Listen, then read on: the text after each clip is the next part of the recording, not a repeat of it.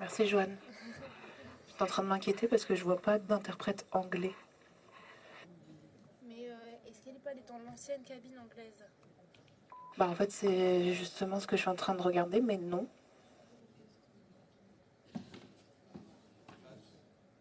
Je pense qu'on les a perturbés. Ils savent plus où est-ce qu'ils doivent aller. Ils doivent être en train de courir dans les couloirs. Où sont ma cabine? C'est ça, ils sont partis au 2e étage. Oui. Il y a un micro ouvert.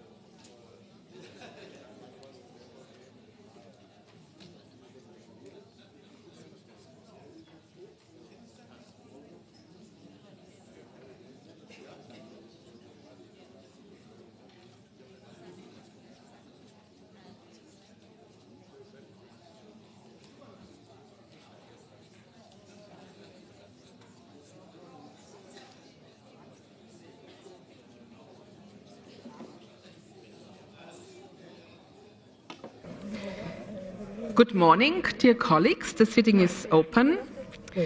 I remind members that in order to be registered for the sitting, you should insert your badge when you take your seat and keep it inserted for at least 30 seconds. You should also insert your badge in order to speak or to vote. To request the floor, please press the request button just once. And I also want to remind the Assembly that members who have not submitted an annual declaration of interest are required to start in any intervention with an oral declaration of interest under paragraph 20 of the Code of Conduct for members of the Assembly. The next item of business this morning is a current affairs debate on accountability and justice, a call to step up efforts for the establishment of the Special Tribunal for the crime of aggression against Ukraine. The speaking time is limited to 3 minutes for all members today, except the first speaker chosen by the Bureau, who is allowed 7 minutes to speak. And the first one in the debate is Frank Schwabe. Frank, you have 7 minutes, following the debates with 3 minutes to respond. Over to you. Thank you very much, and good morning, Mrs. President, distinguished colleagues, ladies and gentlemen. We meet today in an assembly that represents Europe's commitment to law and human rights. These principles were built after the worst moments in our history. Today, they are under serious pressure again. And this is not just another debate, it is a test. We must decide whether international law still protects the vulnerable or whether it fails when faced with open aggression. Think about the contrast in today's world. Recently, millions, and maybe you as well, watched the Artemis II mission and looked to the sky with hope and curiosity. It showed what humanity can achieve through cooperation.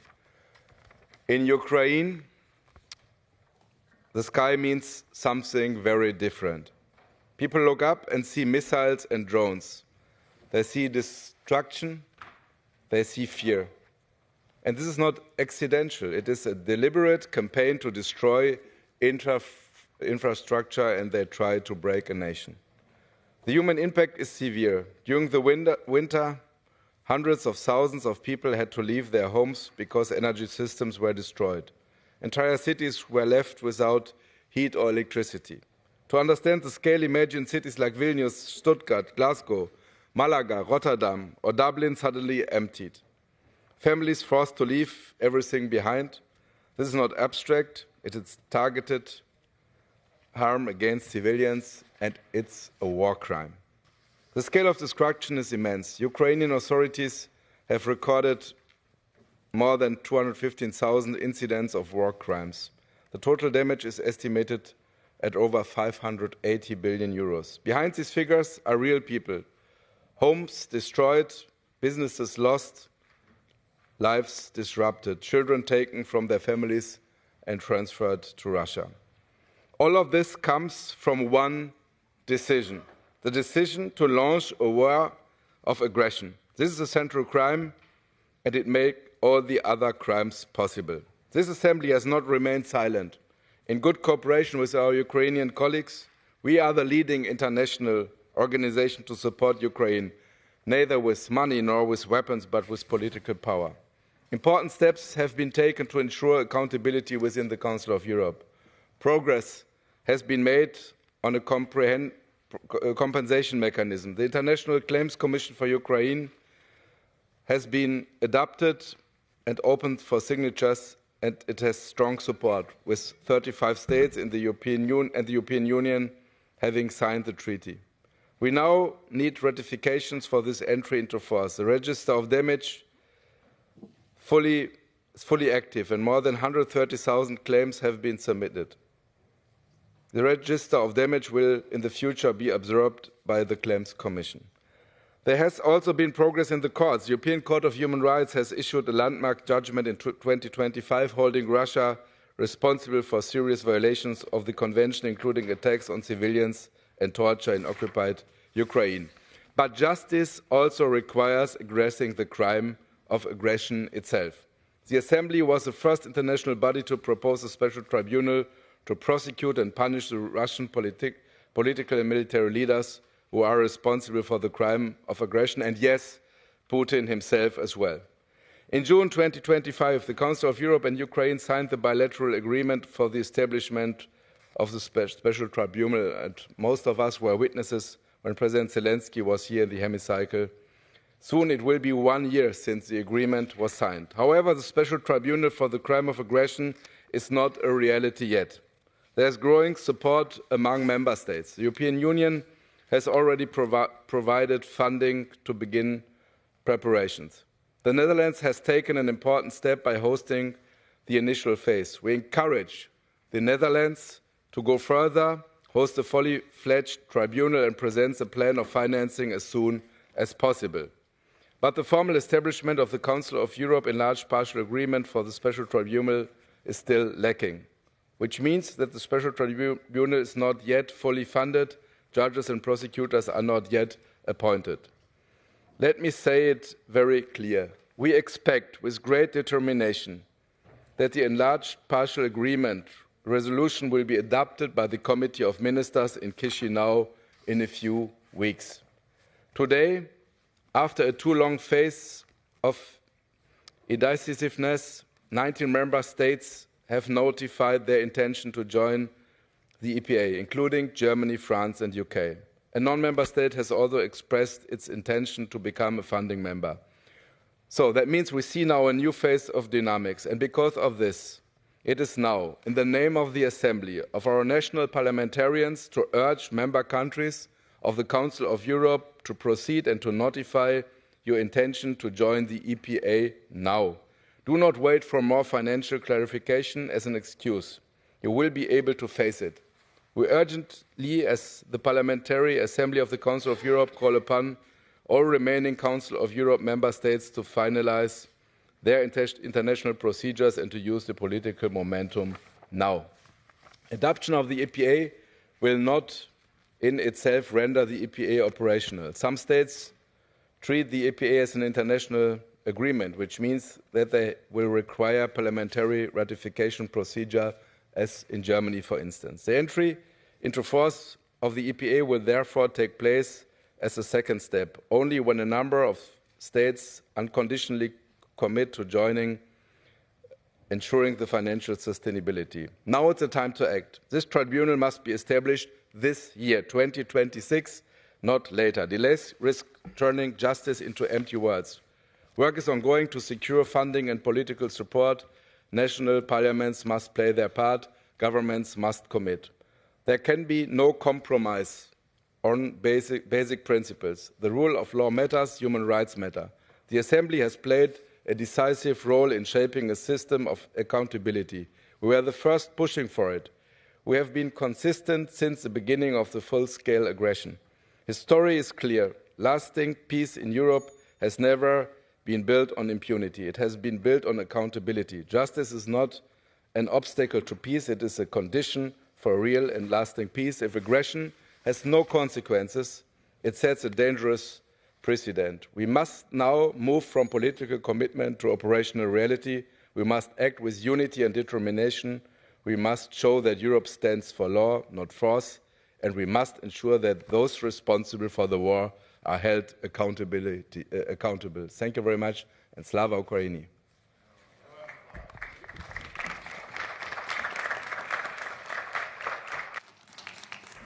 Thank you very much to the first speaker, and we now go to the round of representatives from the political groups, and we start with Oleksiy Goncharenko on behalf of ECPA. Alexei, please.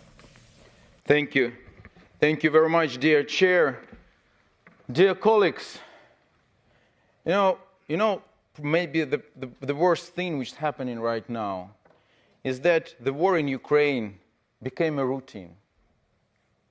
For the 5th year, we're here speaking about Russian full-scale invasion. Great words by rapporteur. Thank you, Mr. Schwab.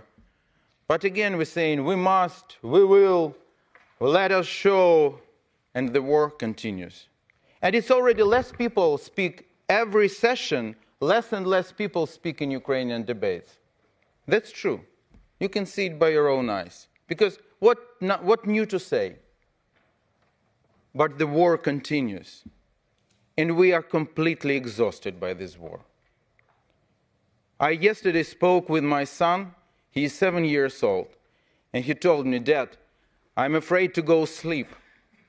This night they will bomb us again."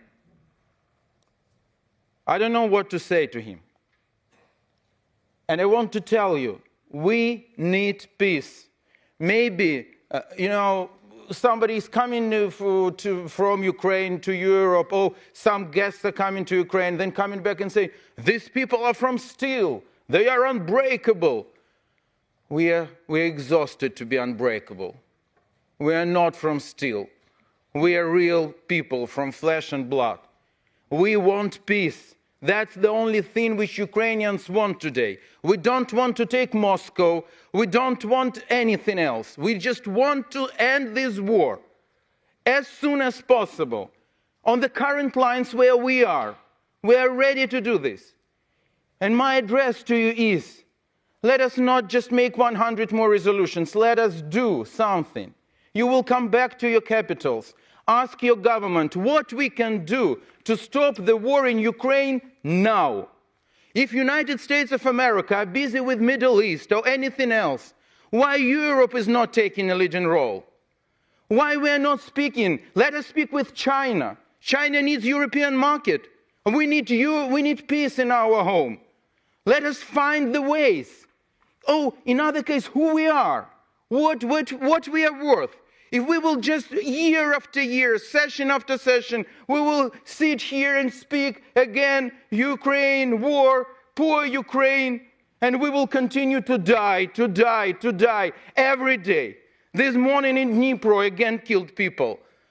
It's already something which we can't continue like this. We need peace. That is the only our address to you. Help us. Thank you.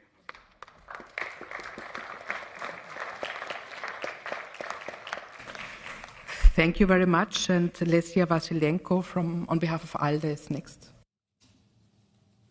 Thank you. Madam President, dear colleagues, speaking on behalf of the ALDE group, I would like to first of all thank our dear colleague Eric Ross for initiating this debate, and thank you to Frank Schwabe for giving us an excellent report. Since Nuremberg, aggression has been called the mother of all crimes.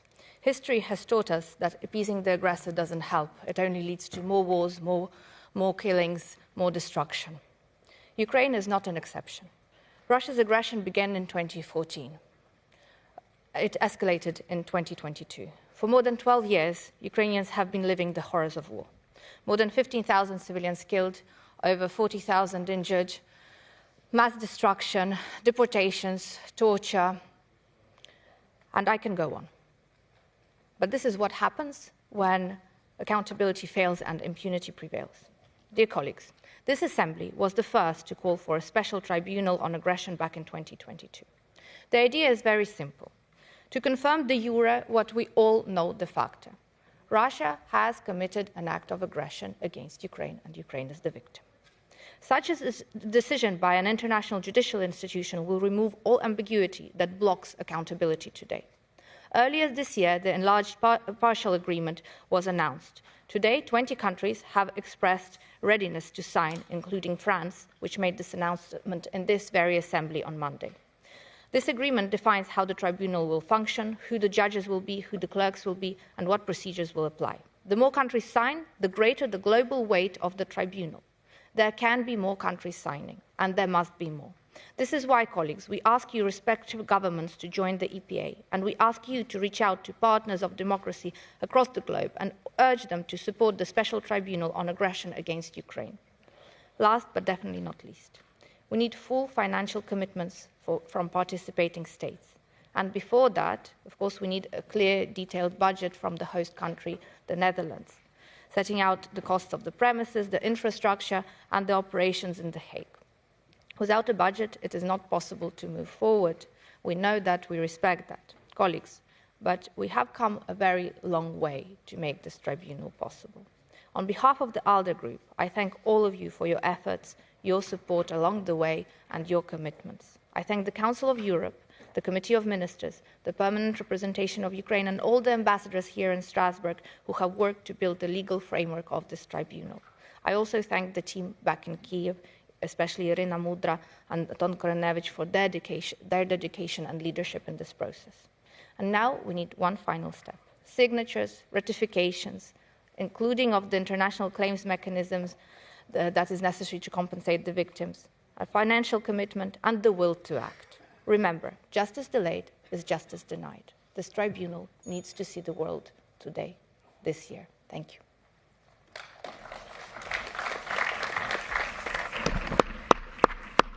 Thank you very much, and I now call on Patricia Stevenson on behalf of OL. Thank you very much, and I want to thank the rapporteur for bringing forward this debate. This year, Ukraine enters its 4th consecutive year of bloodshed as a result of the crime of aggression. We've seen significant progress in establishing the legal framework for a special tribunal, and that is historic. It's a massive step in the right direction for accountability. We want to note that the ICC remains the most suitable venue to prosecute these crimes. However, of course, the Russian veto at the Security Council and Russia's non-member status at the ICC mean that the Council of Europe is the only appropriate organisation capable of organising these prosecutions. It is crucial that accountability goes hand in hand with serious European initiatives to stop the war. Since Putin's crime of aggression, over 220,000 children have been abducted by the Russian state. At least 700 have their lives tragically ended, and over 2,300 are reported missing. These children are the most innocent victims of this illegal war, but of course the numbers and the scale of the horror is much more. And without the initial act of aggression, these atrocities would never have happened, and that is why it is essential not only to deter future crimes, but to give voice to the suffering of Ukrainian people, that prosecution is pursued. Although the tribunal statute was a hard-won compromise, it isn't without its flaws. NGOs, including Amnesty International, have raised serious fears that immunity clauses will shield those most responsible from meaningful consequence. The tribunal cannot allow immunities to become impunity. Those who bear the greatest responsibility for the crime of aggression must not escape prosecution. Funding, of course, is another major concern. I know the EU has provided 10 million to fund the advanced team. That's a welcome development, but it's only a fraction of the 75 million per year the tribunal is expected to require. We can't allow this initiative to become a symbolic gesture, underfunded and structurally incapable of delivering true justice. And we cannot allow a lack of resources to cripple the tribunal's credibility from the outset. The Special Tribunal is a monumental step forward, but we can't lose that momentum. International law has faced serious setbacks in recent years, and this tribunal can help shift that momentum back towards the concepts of stability and accountability and justice. If we fail to deliver justice to the Ukrainian people for Russia's crime of aggression, we risk lasting damage to the authority of this institution and the broader system of international justice. By prosecuting those who unleashed murder and displacement upon millions to serve their own ambitions, we set a precedent that this crime will not go unpunished in Ukraine or indeed in anywhere else in the future. Today it's Ukraine. Tomorrow, accountability must be extended to every breach of international law around the world, including, of course, Palestine. International justice has to be consistent for everyone. This is the only way to preserve the credibility of the international justice system, which at this moment in time is under such threat, and build a world that is safer for all of us and indeed safer for future generations. So once again, thank you to the rapporteur for this debate.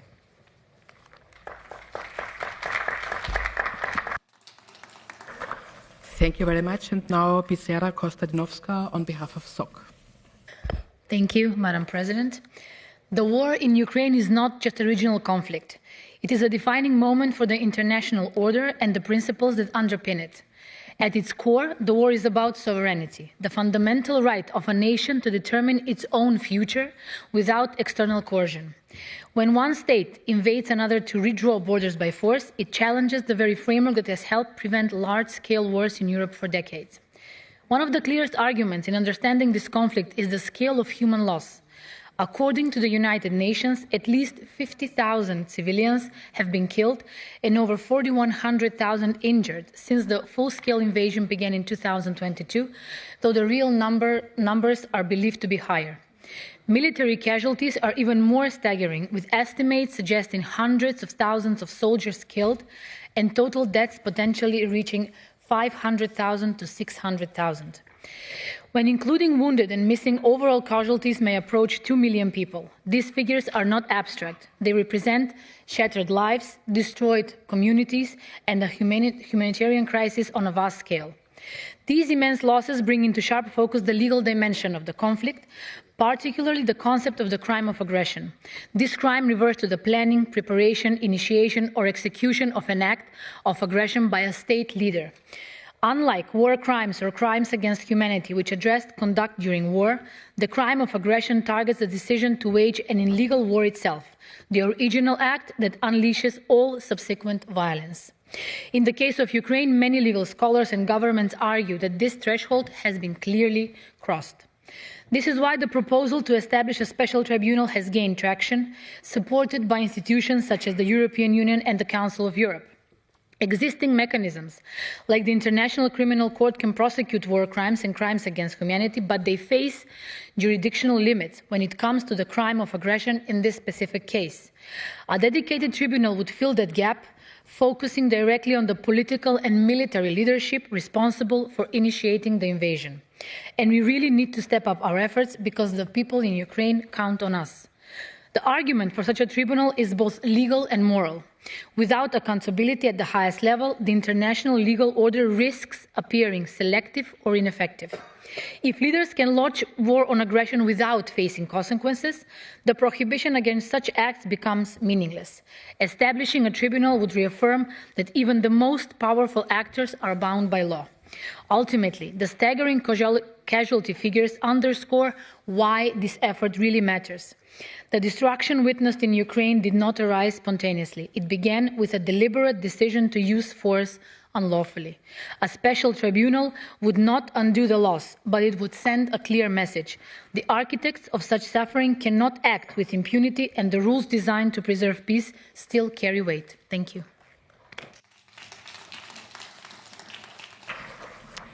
Thank you very much. And Gustav Göthberg, on behalf of EPP, will conclude the round of spokespersons on behalf of the political groups. Please. Thank you, Madam President, and thank you, dear colleagues. 4 years into Russia's full-scale invasion of Ukraine, we are still not in doubt of what we are witnessing. This is not only a brutal war, it is a deliberate violation of the very foundation of international law, which is the prohibition of aggression. Colleagues, we already see accountability efforts underway for war crimes and crimes against humanity, and these are crucial. But there remains a gap when it comes to prosecuting the leadership crime itself, the decision to wage this illegal war. The war is unjust, it's unfair, it's illogical, it's illegal. We have seen bombed cities, atrocities on the battlefield, sexual violence aimed at Ukrainian women, deported Ukrainian children, deported only because they are Ukrainian children. And we have also seen a bravery without precedence from the Ukrainian people. A special tribunal would send a clear message. No leader, no matter how powerful he thinks he is above the law. And this is not about revenge. It is about responsibility, about restoring trust in the international law, and about giving the Ukrainian people and all those who believe in a rules-based order the justice they deserve. I urge all member states, especially those who have not yet done so, to actively support the establishment of this special tribunal, join the core group, provide legal expertise, secure the necessary funding, offer political backing, make it clear that we stand united still, not only in words, but in action indeed. And my country, Sweden, too, has shown leadership when it comes to European support for Ukraine. Ukraine is the first priority for our foreign policy. Sweden is the third largest contributor of aid to Ukraine. Military aid has a broad and fundamental support in the Swedish Parliament among all political parties, and His Majesty the King of Sweden visited Ukraine last week as the first monarch since the full-scale invasion. The Swedish Parliament is set to vote on this particular issue about the special tribunal on June 11th. We expect full support. Madam President, Ukraine is fighting not only for its own freedom, but for the principles, the very principles that protect peace in Europe. And the least we can do is to ensure that those who launched this illegal war are held accountable for it. Justice cannot and must not be selective. It must be firm, and it must be delivered. Justice delayed is justice denied. Let us take this step, and let's do it now. Let's establish the tribunal. Thank you very much.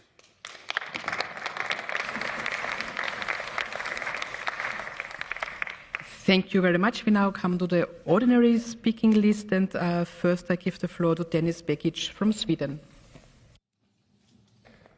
Thank you, Madam President, dear colleagues. The agreement to establish a special tribunal for the crime of aggression against Ukraine is not just a legal development, it is moral necessity. Because without accountability, there is no justice, and without justice, there is no lasting peace. This tribunal sends a clear message. Those who plan and wage wars of aggression cannot hide behind power or position. They will be held responsible, not someday, but through the institutions we build today. But this is also about something more. It's about truth, about ensuring that what has happened in Ukraine can never be denied, destroyed, or rewritten. We have seen before what happens when justice comes too late, or not at all. In Bosnia and Herzegovina, it took years before perpetrators were brought before international courts. And even today, we still see denial of crimes, glorification of war criminals, and attempts to rewrite history. We must not repeat this mistake. By establishing this tribunal now, we are not only pursuing justice, we are protecting the historical record. We are saying the facts matter, the victims matter, and the rule of law matters. This is not about revenge, it's about responsibility. And it's about defending the principles on which this Council of Europe stands. And to my Ukrainian friends, I always talk in every parliament that we have to stop the war on Ukraine. We have to do everything. And you have my promise that I do indeed every occasion I can. Thank you.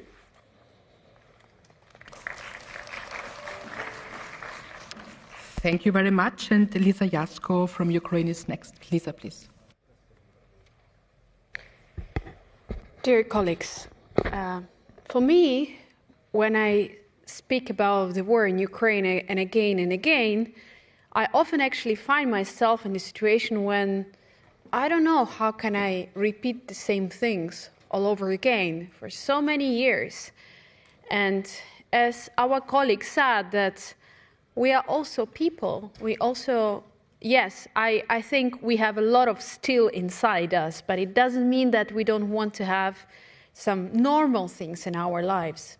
And this winter, I found myself in my apartment when it was 6 degrees and it was not possible to sleep in the bedroom. There was no water, there was no electricity. And I was there with my daughter actually saying that it's okay, you know, we are together. It's cold, but we can use the blankets. There is no electricity, there is no water. And I think this is a psychological mechanism to cope with such situations, of course, is great, but when we get used to it, that every day there are a lot of people who are killed, that there are a lot of infrastructure, a lot of things in our society that become very different, this is not the reality that we want to have. But our society has changed a lot. In the streets of Kiev, you can see in the same time very different type of people, different professions, different nationalities. But among them, you would also see people who lost their legs and their hands, and they walk there together with us. Our society looks very different. We cannot tolerate just empty promises anymore, and we continue demanding justice. And this is very hard for many of us here who come back to Kiev and to speak to people, and they ask us, so what do you bring from Strasbourg? And we, of course, we share things about the special tribunal, but they want to have something very concrete and something now.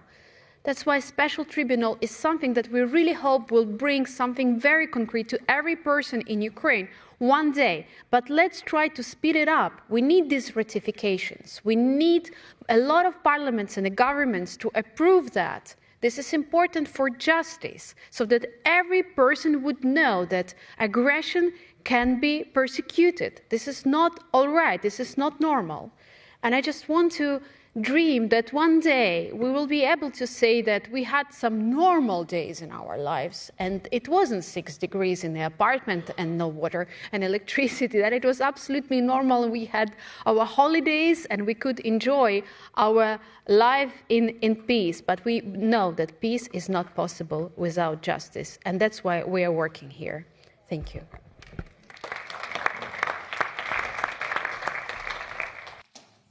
Thank you. Therese Caffey from UK is next. Thank you, Madam President. As President Zelensky said in 2023 in The Hague, there can be no peace without justice. Over 250,000 crimes due to the aggression of Russia and its various agents have now been recorded, of which over 220,000 are officially war crimes.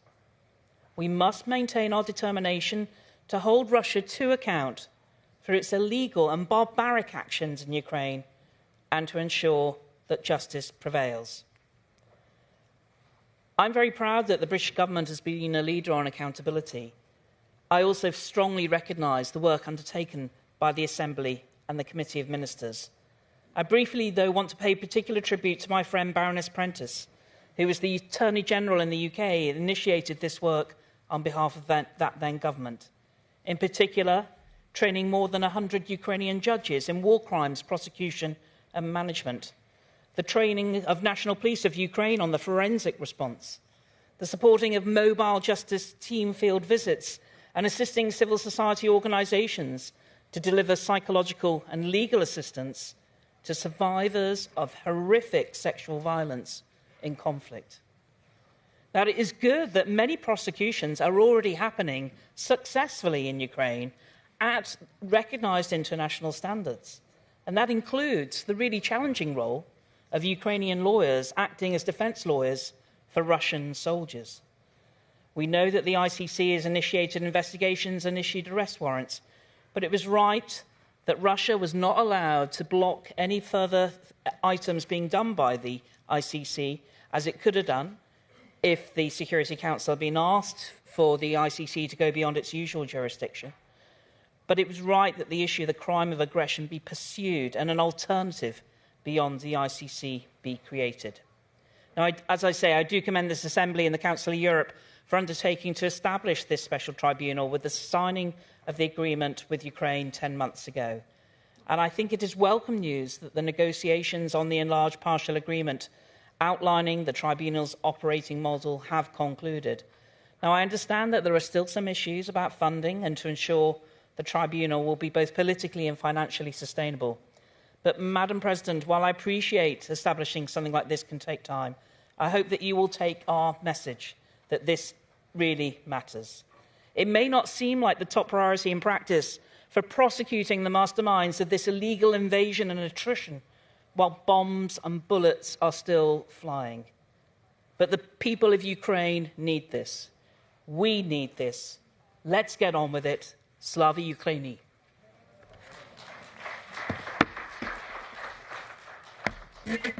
Thank you very much. And Alexandra Mereshko from Ukraine is next.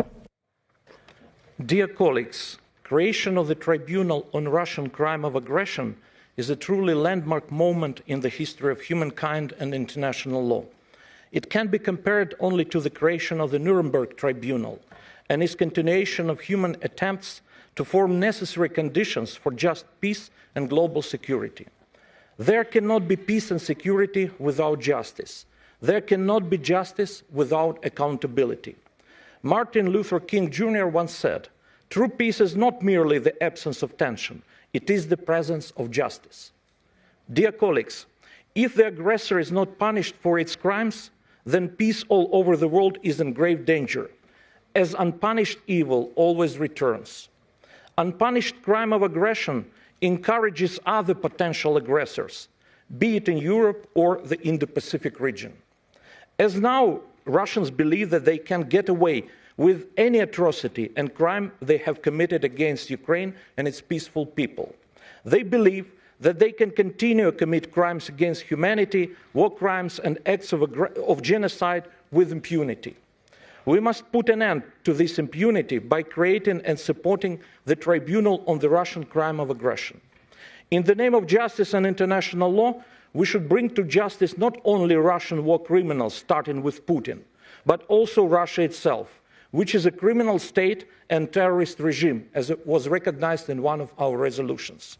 Under international law, the major subject of this law and subject of international legal responsibility is the state.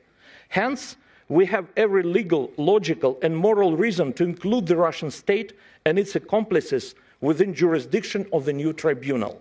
We cannot allow the Russian state to get away with the crime of aggression. It is not enough to bring to justice certain war criminals without ignoring the responsibility of the state. The Russian state will have to pay reparations for all its crimes against Ukraine. It must not avoid its international legal responsibility. Additionally, my suggestion would be to include within the jurisdiction of the tribunal Russian criminal organizations, and thereby continue the tradition of the Nuremberg Tribunal. Russian criminal organizations such as special services, general staff, and the ruling political party should also be brought to justice and outlawed. Dear colleagues, I hope that these suggestions will be taken into account and can contribute to achieving justice as well as just and lasting peace for Ukraine. Thank you. Thank you very much. And the next speaker is Mr. Fassino. You have the floor, Piero. Grazie Presidente, io parlerò in italiano. Ringrazio il collega Schwab per la sua introduzione e abbiamo ascoltato gli amici ucraini che ci hanno trasmesso la loro angoscia, la loro condizione drammatica. Stanno per trascorrere 5 anni dalla guerra, quasi 5 anni dalla guerra. 5 anni sono il tempo in cui è durata la prima guerra mondiale e la seconda guerra mondiale. Rischiamo che la guerra in Ucraina duri ancora di più e tutti sappiamo quale condizione drammatica una guerra provoca nelle famiglie, nelle persone, nella vita sociale e civile di un paese. E noi sappiamo anche che Mosca punta sul trascorrere del tempo. Tanto è vero che impedisce qualsiasi negoziato di pace, tende a fiaccare la vita quotidiana degli ucraini con bombardamenti indiscriminati, non solo su impianti militari, ma sugli impianti energetici, sulle infrastrutture civili e sociali, sulle case, sulle abitazioni dei cittadini. Proprio per questo abbiamo bisogno, come Schwab ha sottolineato con forza, di accelerare quanto più possibile la messa in opera del Tribunale speciale per fare in modo che davvero ci sia la possibilità per gli ucraini di vedere riparate, almeno in termini morali e di giustizia, i danni drammatici e le sofferenze che hanno subito. Chisinau è molto importante, ci aspettiamo che da Chisinau esca un'accelerazione da parte dei ministri e dei governi nella sottoscrizione dell'adesione al Tribunale speciale e dell'accordo parziale allargato. È importante che in questo stesso periodo il Congresso dei poteri locali della nostra istituzione abbia avviato una iniziativa per verificare quali programmi si possono mettere in essere a favore degli enti locali per ridurre i drammatici impatti che ha la guerra e anche per cominciare a pensare a come ricostruire la situazione in quei comuni e in quelle realtà locali all'indomani della guerra. Abbiamo bisogno insomma di imprimere un'accelerazione.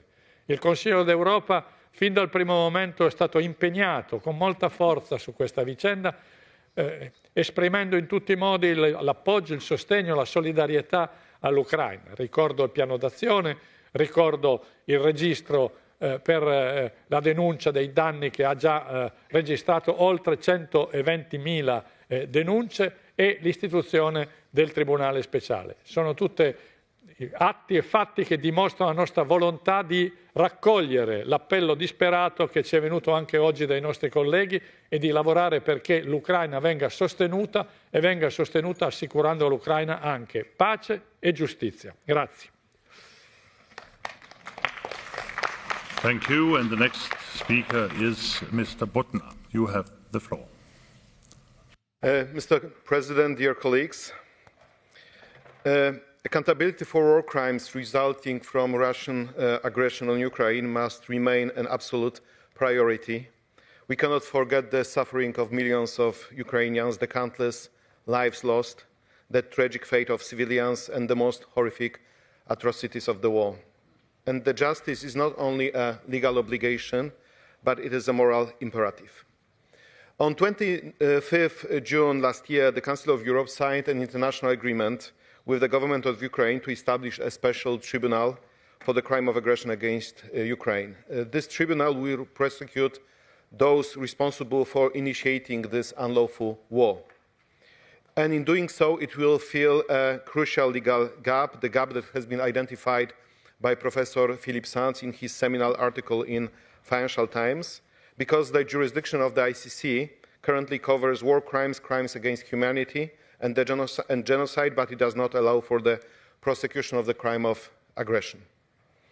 And I think that we should underline that the establishment of this tribunal is a result of the long-term and extensive international negotiations and different strategies presented, different legal models, but ultimately it was decided that it will be the tribunal associated with the Council of Europe, and that it is the Council of Europe that is taking the leading role. And in this way, the Ukraine is sharing its jurisdiction for the crime of aggression as defined under the Criminal Code of Ukraine. It is great that the initiative has got support from the European Union, and that starting from the middle of 2025, the effort to create a tribunal has been made.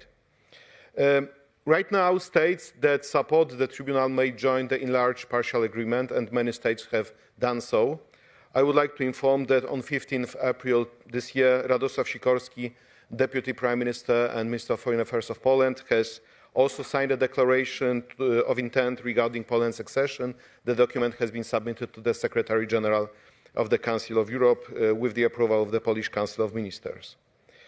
I would like to underline the immediate launch of the tribunal is essential. Therefore, I call on all remaining member states of the Council of Europe, as well as on other like-minded countries, to join this effort and to ratify, to sign the enlarged partial agreement. And I hope that the upcoming conference in Chisinau would become a milestone, a true victory for justice, demonstrating the united resolve of the international community to hold perpetrators accountable.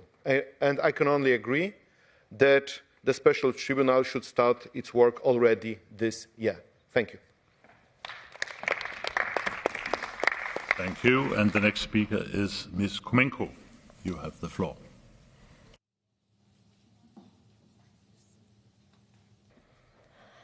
Dear colleagues, after more than 11 years of Russian crimes of aggression, attacks against civilians, and systematic threats to the democratic order of Europe as we know it, the decisiveness of the Assembly to hold the architects of this war to account must be non-negotiable. We have spoken a lot about the Hague for Putin and his friends, but only our cooperation and determination in working towards the common goal make it possible to happen. The Special Tribunal for the crime of aggression against Ukraine had the chance to stop being merely an idea only last June, when the agreement establishing it was signed in Strasbourg. The next vital step for us, as we believe for all European countries that still share the belief in the rule of law, are to bring the law into action. On 21st January this year, the enlarged partial agreement governing the trial process was finalized, and the preparations for the full-time functioning of the tribunal are happening before our eyes. It is the perfect chance for every one of us to do our part, fulfilling the commitments we take upon ourselves with the creation of this organization.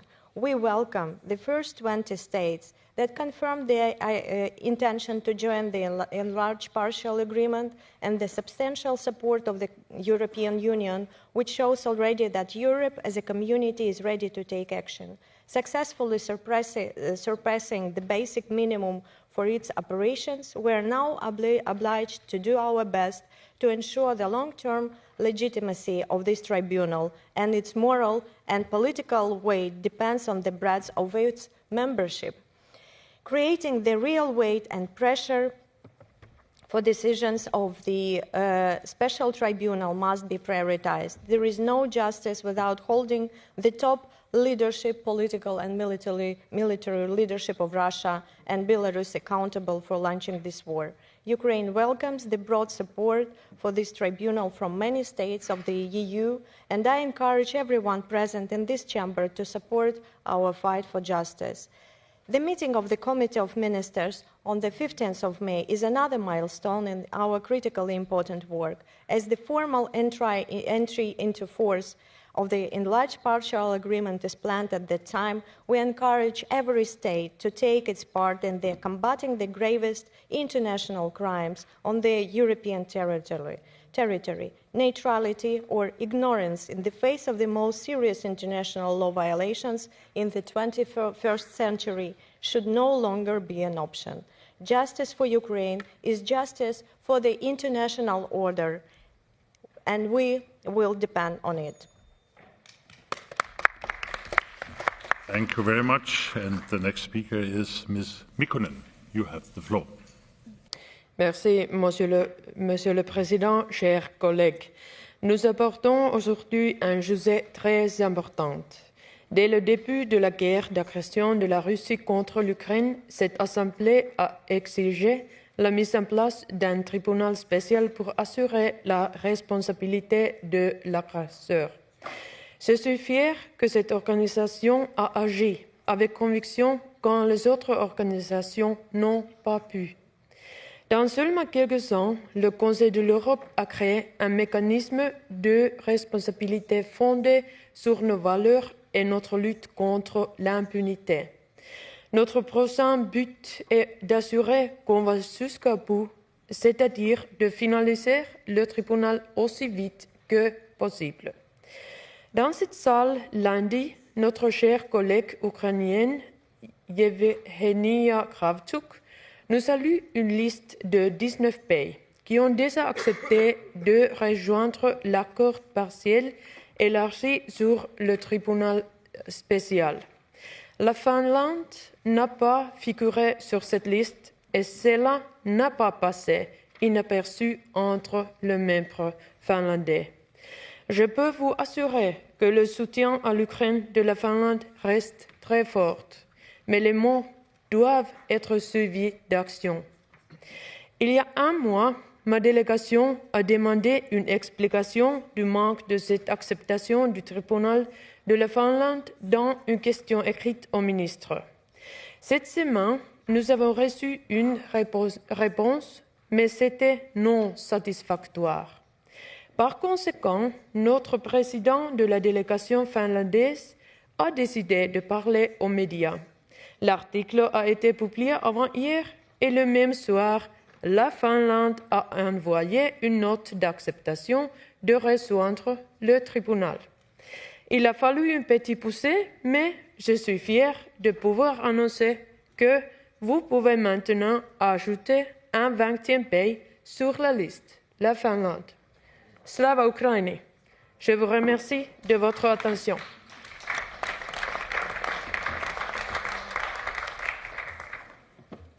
Thank you very much. And the next speaker is Mr. Kamelchuk. You have the floor. Thank you, Mr. Chair. The world is going crazy. Putin and Russia must pay for everything, and there is no another way. It's about basic values and responsibility. Europe's still buying Russian oil and gas. Why? Is it new? No. It was the same during the World War II, when Soviet was selling oil and gas to Europe and Germany during fighting with Hitler. History repeating. EU countries still buying Russian oil and gas, and this is a way of financing Russian rockets and drones to Ukraine. 2022, it was about 150 billion of energy supplies. 225, it's better, still 15 billion to Russia for Russian drones and rockets.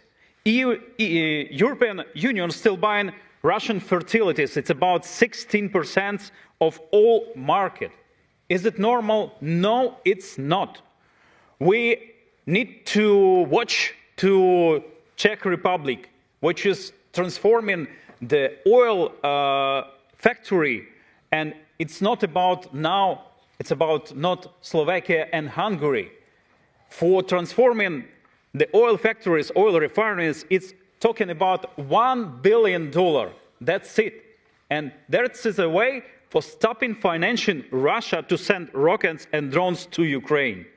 The same with fertilities, the same with diamonds, the same with all things that we buy from Russia. I'm calling not only European countries, but other world, stop financing Russia, stop trading with Russia. It can stop war in Ukraine. That's the only way when Russian economy will collapse. When we will do it, there is also a special tribunal. This mechanism will help Ukraine get the fair and responsible repatriations from Russia to rebuilding our country, to rebuilding our infrastructure. And that's the only way when we can get the frozen Russian assets in European countries and other countries. We're talking about 300 billion that actually is frozen and actually sleeping. We can transfer it to a special trust which can earn about 10% yearly, not 1% yearly that is now. It's like using Ukrainian money from Russian frozen assets, still not helping us. Please vote for this resolution. Please help Ukraine to rebuild everything after the war. Thank you. Thank you. And the next speaker is Lord Jones. Carvin, you have the floor. Thank you, Chair. Hope you can hear me. In 1918, following the Versailles Treaty, an important principle was enshrined in international law, that of self-determination. Now, arguably, it only applied to European nations at that time. But nevertheless, an important principle was established that is now being followed by the people of Ukraine. The idea that nations have the right to determine their own futures and have the right to resist aggressive and unprovoked attacks by other nations. It was an important step towards the development of what we now call international law. But let's face it, international law is under threat. There are those who ignore it. There are those who previously were countries who upheld international law who are no longer as strong in supporting it. There are some who say that international law doesn't exist at all, because how can you have a legal system where there are no sanctions that can be enforced? And those same people will say, well, we can put in place a tribunal, but will it ever do anything? My answer to those people is this. There are two reasons why today's debate is important. Firstly, the message. The message that is being sent from here today is that we do not tolerate the idea that military force can be used to overturn an elected government. That we uphold the rules-based international order, that we respect and recognise international law, and that we are willing to put in place a structure to bring those who have created so much death to Ukraine should be held answerable for their actions. The message is important. It shows our commitment, and that commitment is unwavering. Secondly, who knows what will happen in the future? We don't know. It may well be at some point that circumstances will change and those people will appear before the tribunal. And we must be ready for that day when it comes. And hopefully, of course, that it does. So from our perspective, it is hugely important that we are able to say to the people of Ukraine, we are with you, and we are putting in place a structure to deal with the people who caused you so much pain and to bring justice to the people of Ukraine. Sometimes wars, when they go on for too long, can create a sense of fatigue amongst those nations who support countries like Ukraine. I can say, as far as the UK is concerned, there is no such fatigue. The UK is as strong as ever in its support for Ukraine. There has been no reduction in the level of support for Ukraine's position and enabling it to stand up to Russian aggression. Because ultimately, across Europe, people know full well that those who create destruction, those who cause havoc, must be held to account. Thank you. And the next speaker is Mr. Konstankevich. You have the floor. Ms. Konstankevich, sorry. Dear colleagues, in 2026, we stand at the decisive moment for European justice and for the credibility of international law.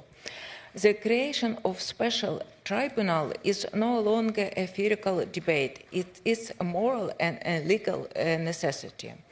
Today, Ukraine is defending its territory, sovereignty, and its very right to exist against the ongoing armed aggression of the Russian Federation.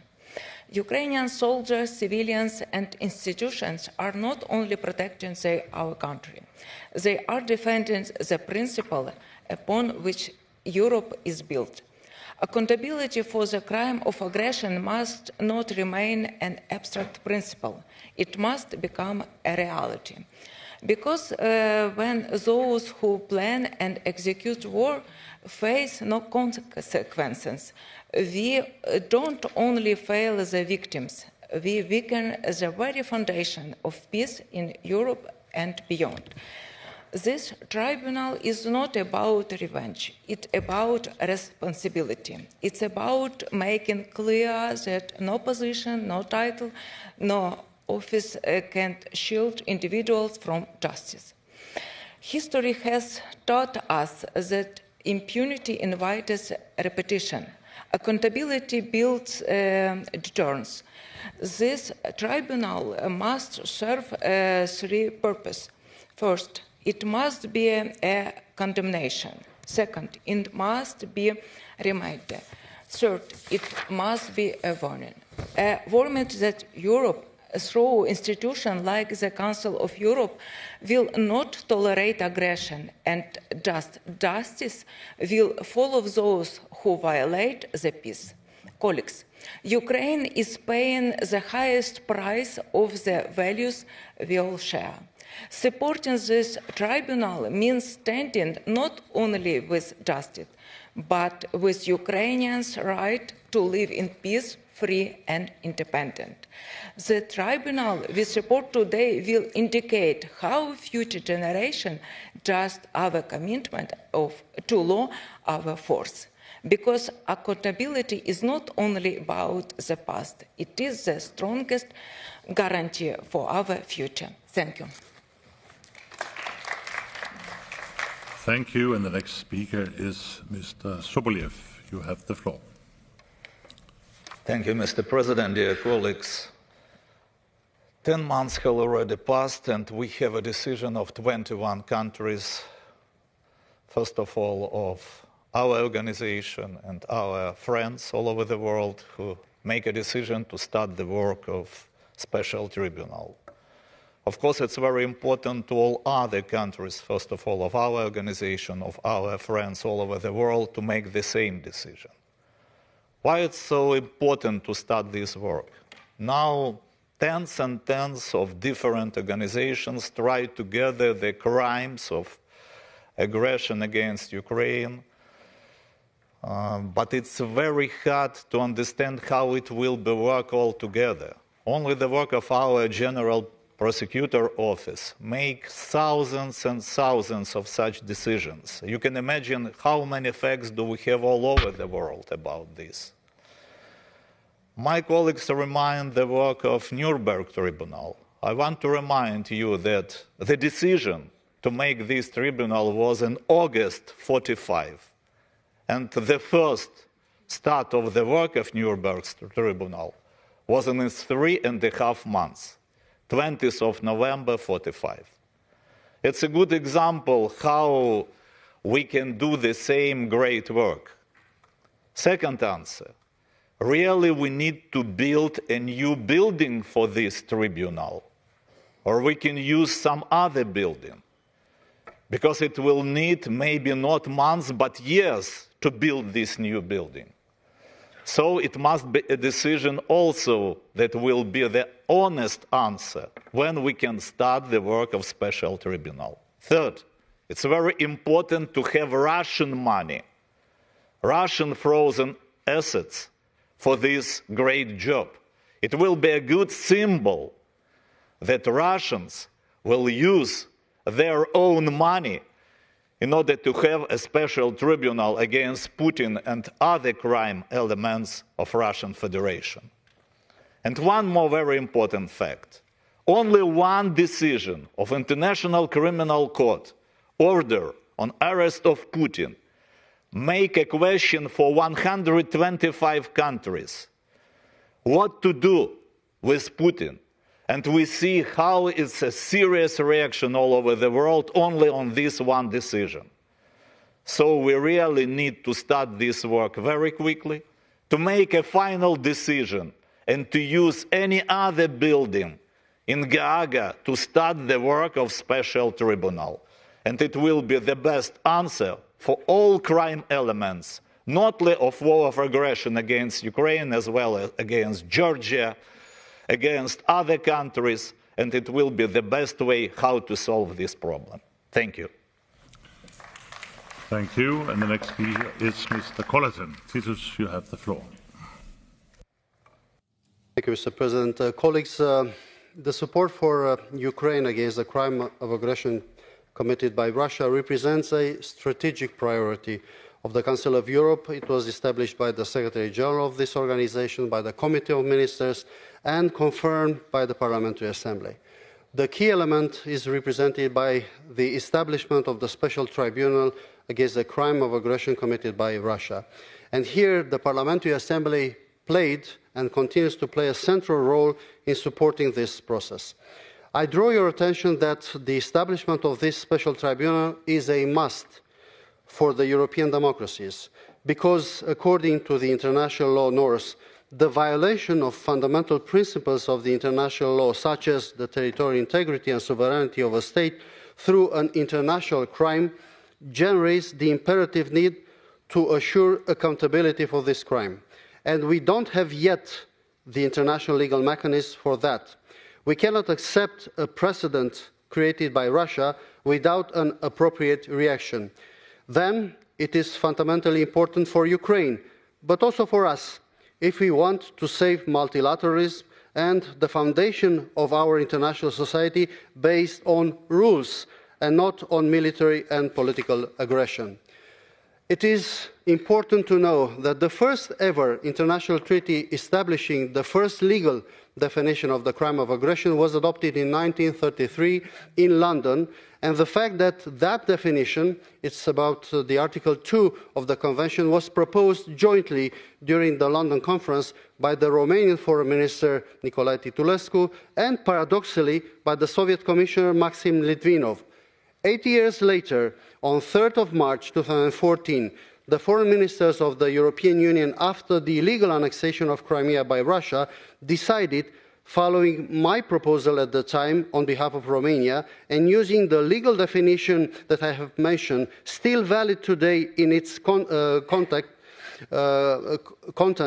to condemn Russia for acts of aggression. So no surprise the constant position of my country, Romania, to support Ukraine against the crime of aggression committed by Russia, and no surprise that the decision for becoming part of the mechanism for the establishment of the Special Tribunal is in an advanced phase within our legal and political domestic order in Bucharest. So we intend to announce the final decision before the ministerial in Chisinau. As a conclusion, strong support for the establishment of the Special Tribunal for punishing the crime of aggression committed by Russia against Ukraine. Thank you. Thank you. And the next speaker is Mr. Singeris. Manuelis, he's not here? Okay, then the next speaker will be Mr. Bricot. You have the floor. Merci, Monsieur le Président. Vladimir Poutine et son régime sont des agresseurs en série. On ne parle même plus de la Tchétchénie, mais on évoquera volontiers l'Ossétie du Sud et l'Abkhazie en 2008, la Crimée en 2014, et même le Donbass en 2014, et enfin l'Ukraine en 2022.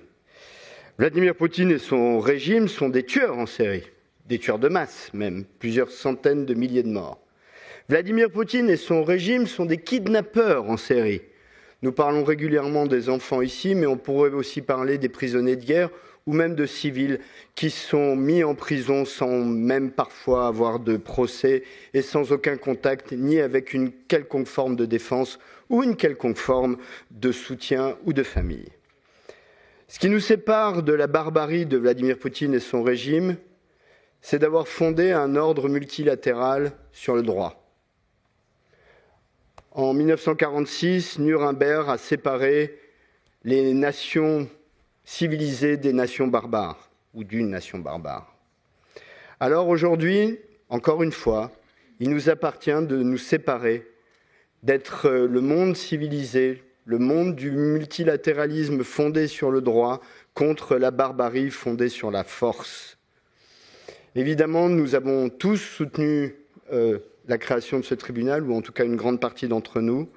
Mon pays l'a fait, mon pays de manière constante d'ailleurs soutient la souveraineté des États et leur intégrité territoriale. C'est le cas pour l'Ukraine également, et j'espère que nous pourrons avancer rapidement sur la mise en œuvre de son tribunal et que les criminels du régime de Vladimir Poutine, et si possible Vladimir Poutine lui-même, soient traînés devant la justice et condamnés. Je vous remercie.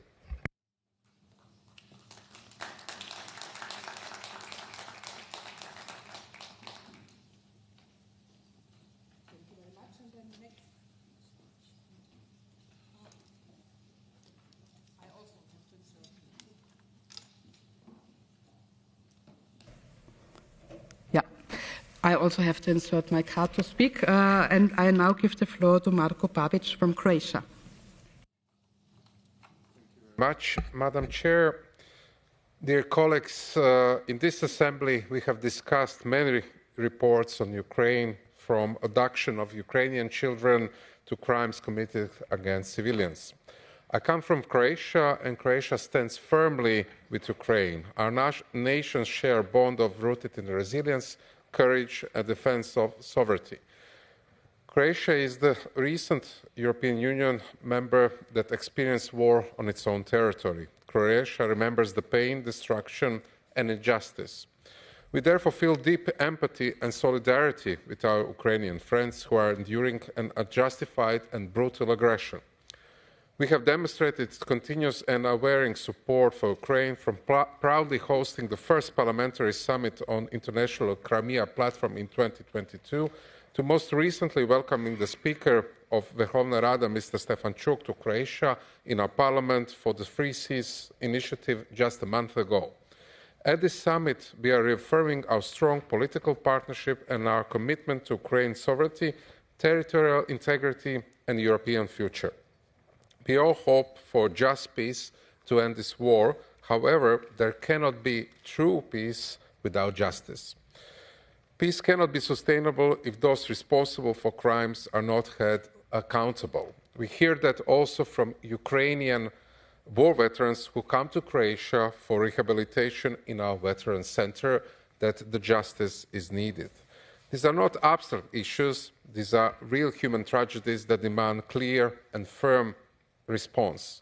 Croatia brings its own experience with international justice through International Crime Tribunal for former Yugoslavia that was active from 1993 to 2017. It demonstrated that those bearing the greatest responsibility for atrocities can indeed be brought to justice. It sent a powerful message accountability is possible even after the darkest chapters of conflict. Therefore, we must accelerate our efforts towards establishing the Special Tribunal, the crime of aggression against Ukraine. This is not only a legal necessity, but a moral obligation. Justice must not wait. Let us step forward our efforts and assure that international law is upheld, and let us do it this year. Thank you very much.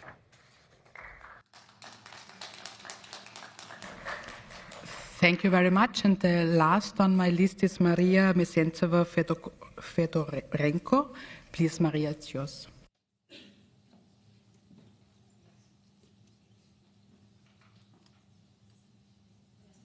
I did the same mistake, no card. Vielen Dank. Colleagues, big privilege to close this debate, but we're not closing yet the whole process. Dear Frank, thank you for standing up for this leadership in the discussion.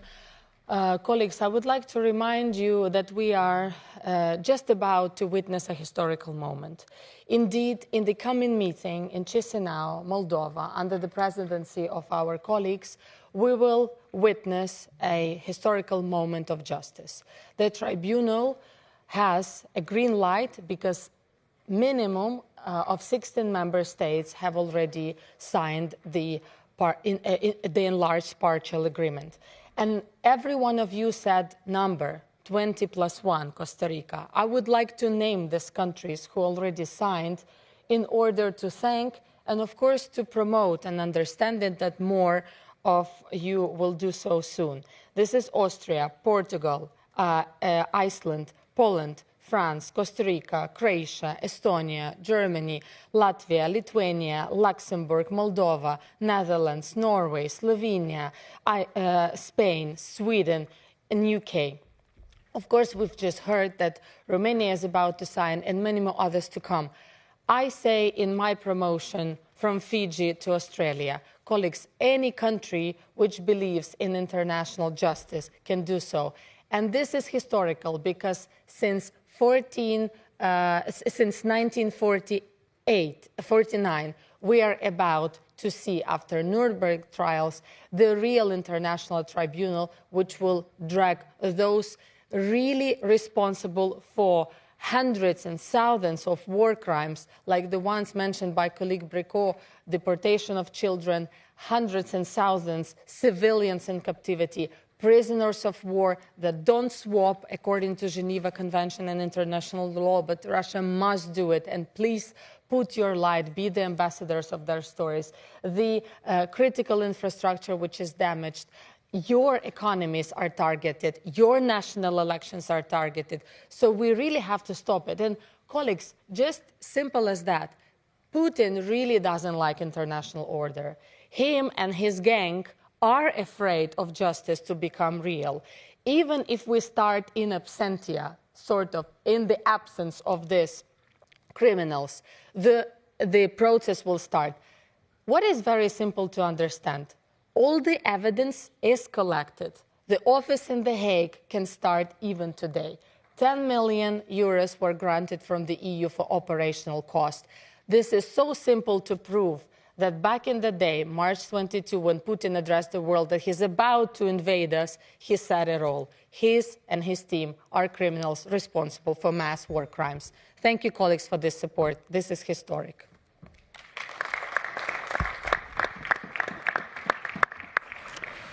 I will ask now, thank you very much, that concludes the list of speakers, and I will ask now Mr. Schwabe, he obviously wants to have another 3 minutes. May I ask you, colleagues, after Frank's intervention and before, after I close this item, can I ask you to remain in the room because I have to make a very important announcement afterwards. Thank you.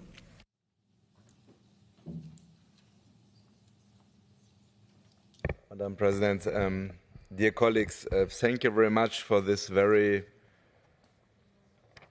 important exchange of views. I would like to thank all the Ukrainian colleagues always to open your heart in this debate. I know it is not easy to describe your personal situation. I would like to ask for sure, Erik Ross was mentioned, Julian Bulla and ALDE for the initiative for this debate, but we want to show, and I think it was seen through the speakers for the groups, that we have a, whatever divide us here, that we have a very big unity on this question. And the more we are united here, the more we can give our signals outside to the governments, to the Committee of Ministers, to the Secretary General, and to the concerned countries. And as I understand, we are united in having trust in the Netherlands to do everything as soon as possible to prepare everything to implement this special tribunal. as I understand, we are united to ask all our governments to do the next steps in Chisinau in the ministerial conference. And I understand we are united to ask all the member countries, and I could read the list, but you can look into the list. Thank you for the initiative in Finland. And there are some other countries to come to us and to notify everything what is necessary to implement this special tribunal. Dear colleagues, I understand from our Ukrainian colleagues that they don't know what to say after so many years and in this really horrible situation. So let's do everything that Lisa Yasko's small daughter, that Alexei Goncharenko's 7-year-old son cannot just grow up in peace, but can grow up where those one take responsible who did this to them. Thank you very much.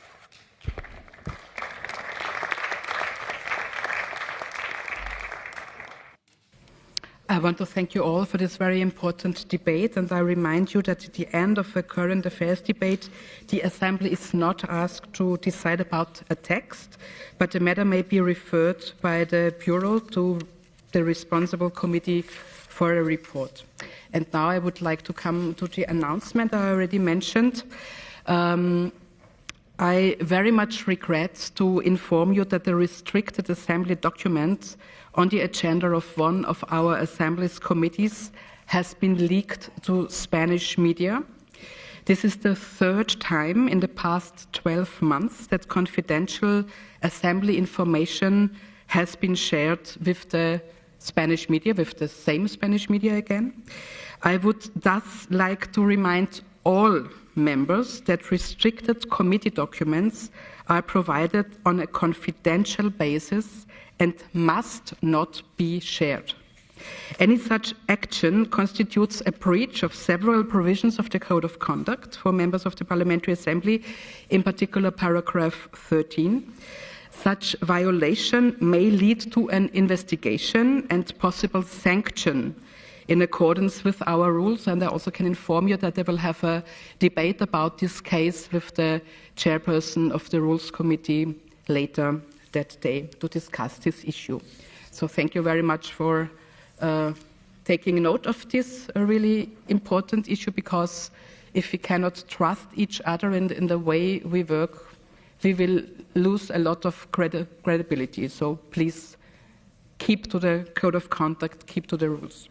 So the next item of business this morning is a current affairs debate on the need for a respect of international law, peace and stability in the broader Middle East. The speaking time is limited to 3 minutes for all members, except to the first speaker chosen by the Bureau, who is allowed 7 minutes. In the debate, I first call Mr. Piero Fassino, and I will give you another moment to take your badge, exactly. Without that, no 7 minutes. And following Piero's introduction, we will have then a debate limited for everybody to 3 minutes each. Piero, over to you. Thank you, Mr. President. I will speak Italian. L'intero Medio Oriente, dal Mediterraneo al Golfo Persico, è investito, come sappiamo, da un incendio devastante che suscita nel mondo intero l'angoscia di possibili eventi catastrofici. E la lezione che dobbiamo trarre è che senza una strategia politica l'uso unilaterale della forza e delle armi non porta a soluzioni, ma semina caos e accresce una condizione di anarchia internazionale, come ci ha ricordato in modo accurato il Papa Leone XIV. Sappiamo come all'origine degli eventi vi è stato il massacro perpetrato da Hamas il 7 ottobre contro alcuni kibbutz israeliani e un concerto giovanile, causando oltre 1.500 vittime e il rapimento di 250 persone. A quell'orrendo massacro è seguita una dura reazione israeliana con l'invasione della striscia di Gaza, che ha causato migliaia di vittime, tra cui tantissime donne e bambini, continui sfollamenti della popolazione e la devastazione di vasta parte del territorio. Una reazione che gran parte della comunità internazionale ha giudicato sproporzionata in violazione di diritti umani. E oggi Gaza vive nel limbo di un'assoluta incertezza, con l'esito paradossale che una parte della striscia è stata abbandonata al controllo dispotico di Hamas. Il conflitto si è allargato al Libano, con la continua offensiva lanciata da Hezbollah con migliaia di missili esplosivi contro i villaggi israeliani, provocando decine di vittime e lo sfollamento forzato di circa 80.000 cittadini israeliani. Israele ha messo in campo una dura reazione militare, occupando i territori del nord Libano. Anche un accordo di cessate il fuoco e l'impegno ad applicare la risoluzione 1701 sono stati disdetti da Hezbollah, suscitando la severa condanna dello stesso presidente libanese Aoun. E a sua volta il governo israeliano ha deciso di invadere il nord Libano, violando così la sua sovranità e integrità territoriale. In una situazione già gravissima è precipitata la decisione unilaterale in aperta violazione del diritto internazionale del presidente Trump e del primo ministro Netanyahu di colpire l'Iran, che già era stato colpito dai bombardamenti nel giugno 2025. Conosciamo la escalation di eventi sempre più drammatici. I bombardamenti hanno provocato l'eliminazione del presidente Khamenei e di molti dirigenti iraniani, vaste distruzioni al tessuto urbano e alle infrastrutture della città, lo smantellamento di apparati militari iraniani, compresi i siti delle tecnologie nucleari. E Teheran ha reagito a sua volta con il lancio di missili esplosivi sui paesi del Golfo e su Israele, e il blocco dello stretto di Hormuz, passaggio cruciale di approvvigionamenti energetici essenziali per l'economia mondiale. Uno scenario tuttora aperto a sviluppi drammatici, stante il fallimento dei primi colloqui tra Stati Uniti e Iran e la sospensione di un secondo round di negoziati. A questo scenario drammatico ha concorso anche la politica perseguita dal governo israeliano. Il 7 ottobre il mondo intero non aveva esitato a condannare le azioni devastanti di Hamas, riconoscendo il diritto all'autodifesa di Israele e ribadendo la inviolabilità della sua esistenza. Ma da quella solidarietà il governo Netanyahu ha fatto derivare scelte che in nessun modo possono essere giustificate. Le disumane sofferenze a cui è stata sottoposta la popolazione civile di Gaza, la sottrazione al Libano di suoi territori, l'aggressione continua alla popolazione palestinese della Cisgiordania e la progressiva annessione de facto della West Bank, liquidando così la soluzione due popoli, due stati, indispensabile per dare pace e stabilità alla regione. Così come non può in alcun modo essere accettata la decisione del governo israeliano, della Knesset israeliana, di introdurre la pena di morte per palestinesi accusati di terrorismo, una legge incompatibile con i principi del Consiglio d'Europa a cui Israele ha aderito nel suo status di osservatore. E da questa sede, che da sempre si batte per l'abolizione universale della pena di morte, come abbiamo ribadito ieri, chiediamo alle autorità israeliane di revocare quella legge, augurandoci che la Corte Suprema la rigetti, e nel frattempo chiediamo che non sia in alcun modo applicata, come peraltro chiede anche una parte significativa dell'opinione pubblica israeliana. Così come condanniamo la feroce repressione in atto in Iran, dove si continua anche in queste settimane ad arrestare, torturare e uccidere gli oppositori. E se certamente è condivisibile la determinazione della comunità internazionale nel ricercare soluzioni sicure al nucleare militare iraniano e allo sblocco dello stretto di Hormuz, sconcerta, e credo debba essere detto con forza, la inadeguata reazione alle esecuzioni capitali a Teheran. La vita umana non vale certo meno di un gallone di benzina, e da questa sede lanciamo un appello ai dirigenti iraniani.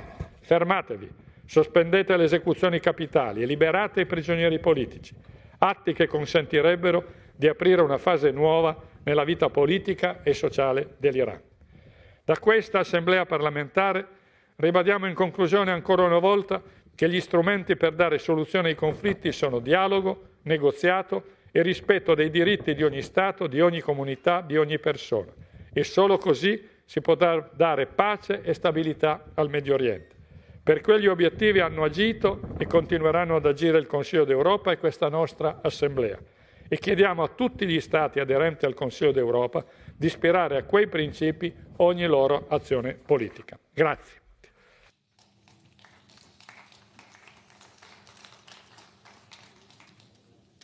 Thank you very much. We now come to the speakers on behalf of the political groups, and I first call on Bertrand Puix on behalf of ALDE. Merci Madame la Présidente.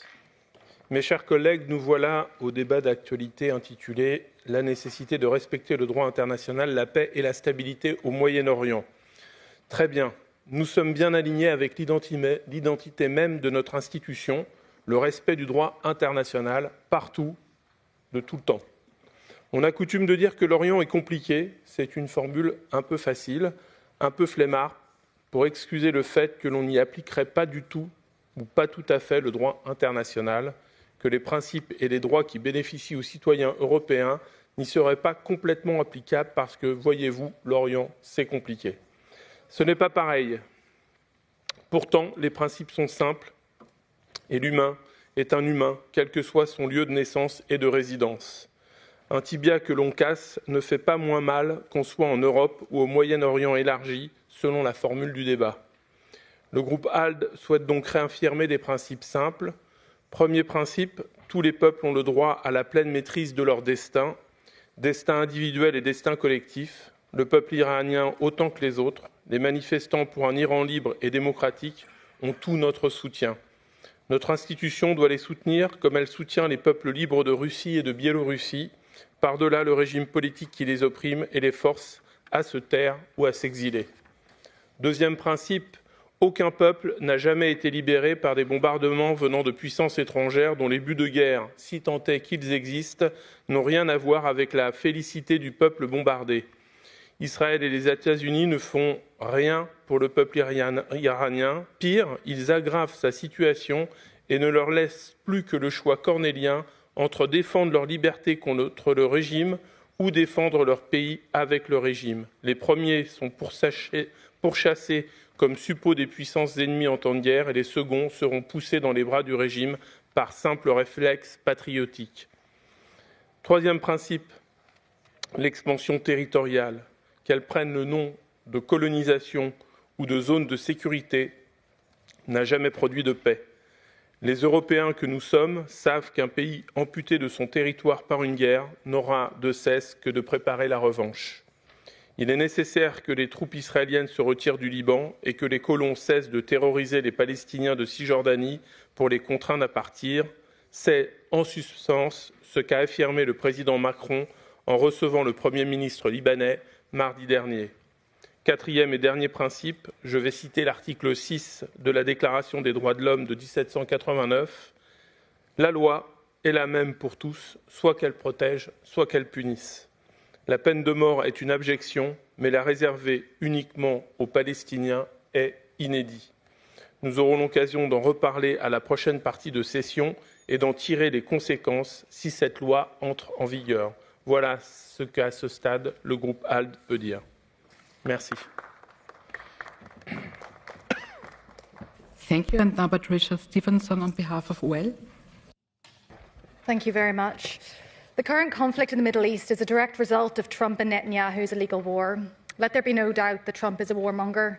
Since his second term, Trump has bombed 7 countries, including bombing a girls' school in Iran, killing 175 people, most of them children.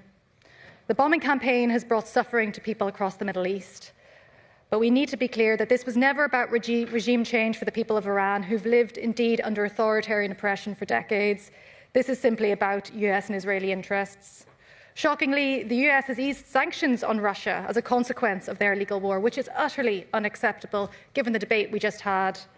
While we must condemn Iran's retaliatory strikes, we can't forget that they are a direct consequence of the aggression in the first place. Trump claims this war was fought to bring peace to the Middle East, but you simply cannot bomb your way to peace. His behaviour is erratic and it is the barrier to peace. A few weeks ago, Trump said, "A whole civilization will die tonight, never to be brought back." Genocidal words and utterly chilling. And while they didn't come into effect, we can have no faith that he is a good faith negotiator in this process. 2 weeks ago, Israel dropped 100 bombs on Lebanon in the space of 10 minutes. 100 bombs in 10 minutes. The terror those people must have experienced is unimaginable. Since Israel's offence began, more than 2,400 people have been killed in Lebanon. Peacekeepers have been attacked. 4 have been killed in the last month, 2 from France, 2 from Indonesia. We offer our deepest condolences to those countries and their families. Lebanon and UNIFIL mean a great deal to the people of Ireland. The Irish Defence Forces proudly hold the longest unbroken record of peacekeeping, with troops deployed to UNIFIL since 1978. While terror unfolds in Lebanon and Iran, Israel continues to breach the alleged so-called ceasefire. Over 700 people have been killed since October, and violent settler attacks in the West Bank have seriously escalated, including the murder of a 14-year-old boy only yesterday. We want to note that the report on the Middle East, currently under preparation, must condemn the oppression of the Palestinian people and strengthen their right to self-determination. Despite commitments to ceasefires, we are seeing violations. The exclusion of Lebanon in previous ceasefire agreements was utterly egregious. We're seeing attempts at the Gazification of Lebanon by the Israeli state. And Trump's behaviour and so-called approach to peace negotiations have made any genuine attempt at ceasefires impossible. Trump is a bully. His bully boy tactics have wreaked havoc across the Middle East. He celebrates inflicting serious economic pain on Iran, but the reality is he is inflicting economic pain on all of us and all of our countries as a consequence of his actions. The actions of the US and Israel in Iran mark a clear breach of international law, yet leaders across Europe, including in Ireland, have utterly failed to call it out for what it is. If we cannot condemn breaches of international law, how can we hope to prevent them? International law is being ripped up before our very eyes. We cannot turn our back on the multilateral system. If we do, we will have a world where might is right, where the biggest bully wins and the rest of us live in fear. We are on the precipice of a world in destruction. We commend the principled stance of Pedro Sanchez and call on other leaders to show the same courage in the face of direct attacks on the international legal system designed to keep us from another world war. Now more than ever, we must lean into institutions of international law, into multilateralism, into dialogue and into peace building. Thank you very much, and I now call Namik Tan on behalf of SOC. Madam President, esteemed colleagues, the Middle East is facing an increasingly fragile and interconnected crisis. What we are witnessing today is not a series of isolated developments, but a broader pattern. Continued violations of international law risk further destabilizing the region and undermining prospects for lasting peace.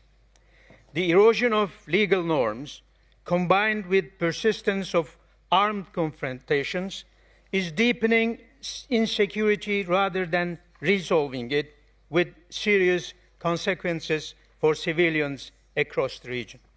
Despite ceasefire arrangements, hostility continues. In Gaza, civilians are still being killed while humanitarian needs remain overwhelming as widespread destruction continues to disrupt daily life and restrict access to basic services such as healthcare, water, and education. In the occupied West Bank, developments on the ground point to a deepening of structural inequalities. These include the continued expansion of settlements and increasing settler activity. Policies and practices are progressively drawing lines between communities. This evolving situation raises serious concerns regarding legal safeguards, accountability, and the protection of fundamental rights. It also complicates efforts to preserve the conditions necessary for a negotiated and sustainable resolution, including the viability of a two-state framework supported by the international community.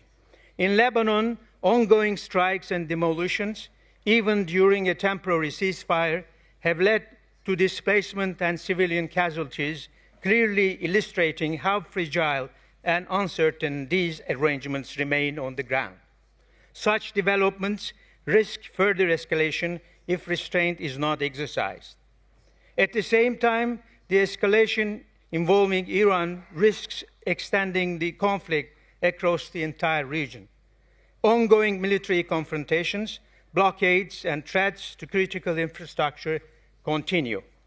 The Strait of Hormuz is experiencing rising tensions, reflecting growing uncertainty in a strategically vital corridor and raising concerns about broader implications for regional stability. These developments demonstrate how quickly instability can spread beyond borders and affect regional and global security, including energy markets and economic stability. Dear colleagues, lasting peace requires restraint, accountability, and a genuine commitment to diplomacy. All parties must respect ceasefires, protect civilians, and uphold international law as the foundation for stability, security, and coexistence. Thank you. Thank you. And the next speaker is Ricardo Carvalho on behalf of EPP. Thank you, Madam President. Dear colleagues, today's debate is above all a call for collective responsibility. The Middle East remains a region where peace is fragile and where too many people continue to live under the wave of insecurity, violence, and uncertainty. In the context, we must reaffirm a fundamental principle. Respect for international law is not optional, it is the foundation of a just and lasting peace. The EPP retires its clear and unequivocal condemnation of all forms of terrorism and war. Israel has the right to live in security and to defend its citizens. This is a principle that we must clearly upheld and consistently defended. At the same time, we must also be equally clear. All actions must fully respect international humanitarian law, particularly with regard to the protection of civilians and the unfettered access to humanitarian aid. This balance is not a contradiction. It is what gives legitimacy to our common position.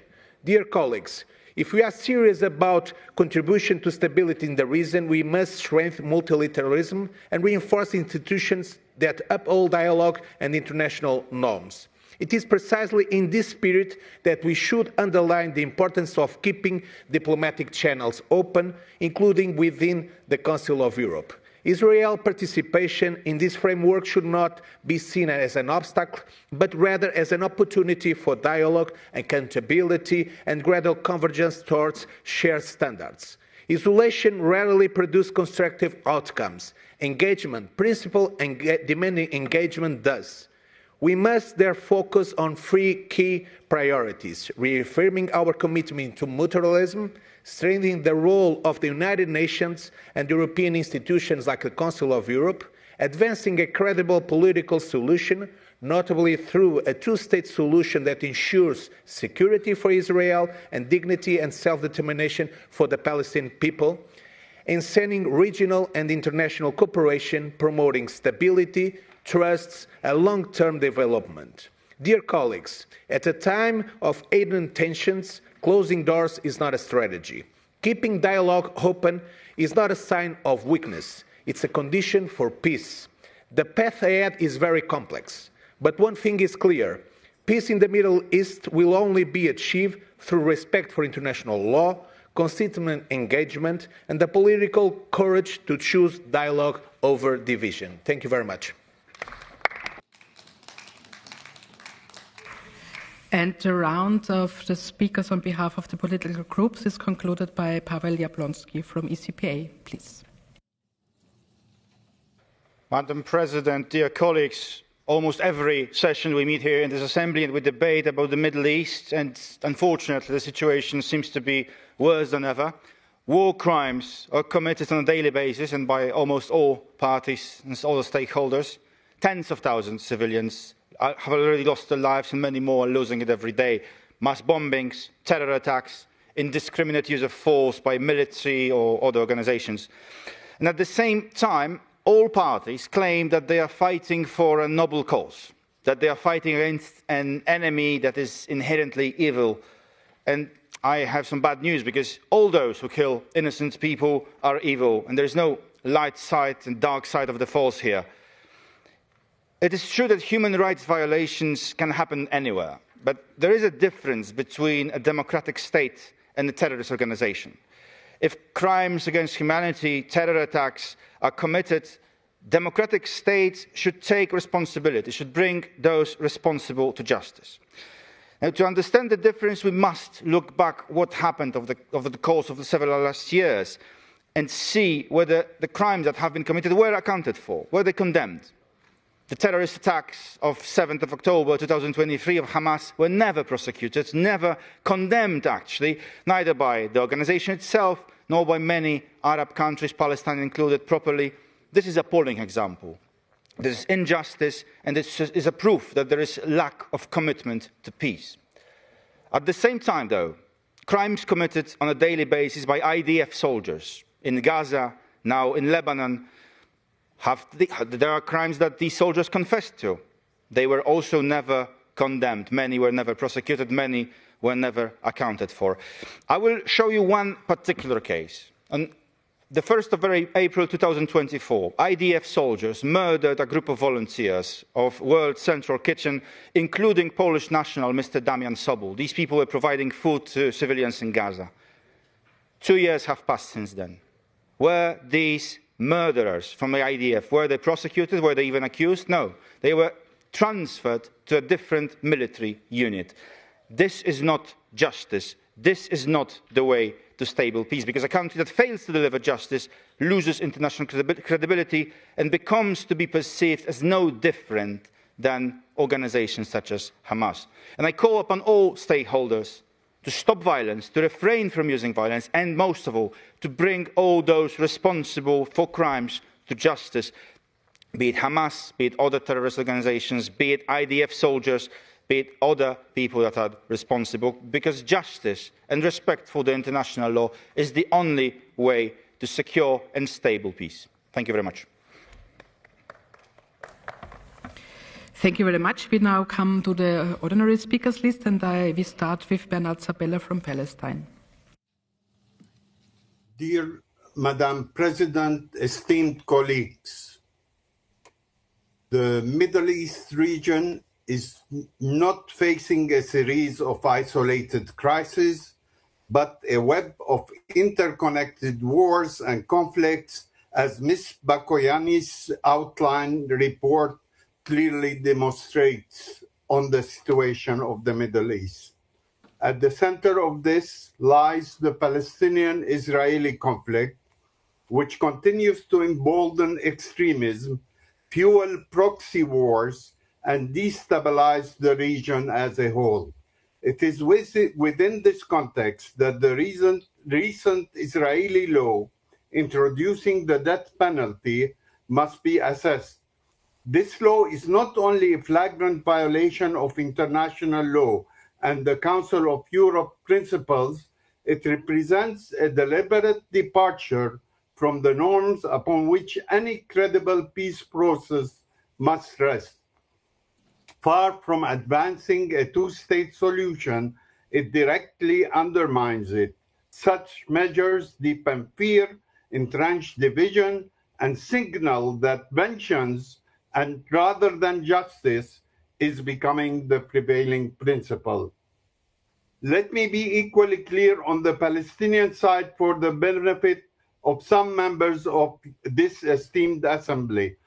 The President of the Palestinian Authority has imposed a moratorium on the execution of death sentences in the Palestinian territories, and no executions have been carried out under this policy. The exception remains Hamas in Gaza, where executions have taken place without the presidential authorization required by law. Europe cannot afford to remain a passive onlooker.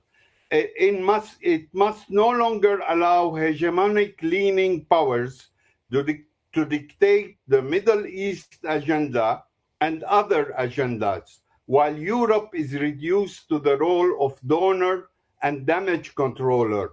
Financing and managing conflict is not a strategy. It risks becoming a form of complicity in maintaining the status quo. What is needed is a coherent European political strategy for the Middle East, one that defends international law, advances a just and final settlement of the Palestinian-Israeli conflict, and refuses to normalize violations of human rights and humanitarian law.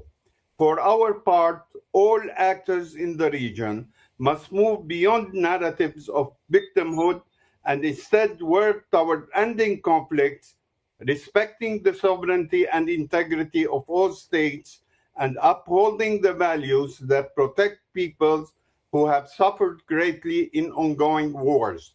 We as Palestinians remain steadfast that the only sustainable path toward forward is a negotiated two-state solution that ensures an independent Palestinian state alongside Israel based on international law and the Council of Europe's principles. Thank you very much, Mr. Sabella. We came to affirm that could you please conclude? It is a right and a legal obligation. Thank you. Thank you very much. Next on my list is Max Lux from Germany. Max, please. Thank you, Ms. President, dear colleagues. It's an honor for me to speak after our colleague, Mr. Sabella, from the Palestinian Legislative Council, because I believe the voice we just heard is a voice of someone who devoted and devotes his entire life to build peace and a better future for everyone in the Middle East. And this while so many in the Middle East want all of us to believe that there is not a good path to future for the people. Hamas, Hezbollah, and far-right ministers in Israel, such as Mr. Ben-Gvir, they want us to believe that there is no alternative to war. They want us to believe that there is no path to coexistence. And that is why, dear colleagues, I believe we have to keep the hope of many people from the Middle East, whether from the Palestinian Legislative Council or the democratic voices in Israel from the left, from the center, or from Palestinian legislators within the Knesset, or the hope of those people who believe that the statehood of Lebanon can work and that a working Lebanon can defend against Hezbollah on itself. So, dear colleagues, don't give up the idea of a two-state solution. And let's not only talk about condemnation and analysis. This is very important. But let's also talk about the question how we can create a real impact for the people in the Middle East. We are 46 member states with so many different views. We know how to communicate to each other, how to work with each other, even under the worst circumstances. We have the Knesset and the Palestinian Legislative Council, both as observer parliaments in our organization.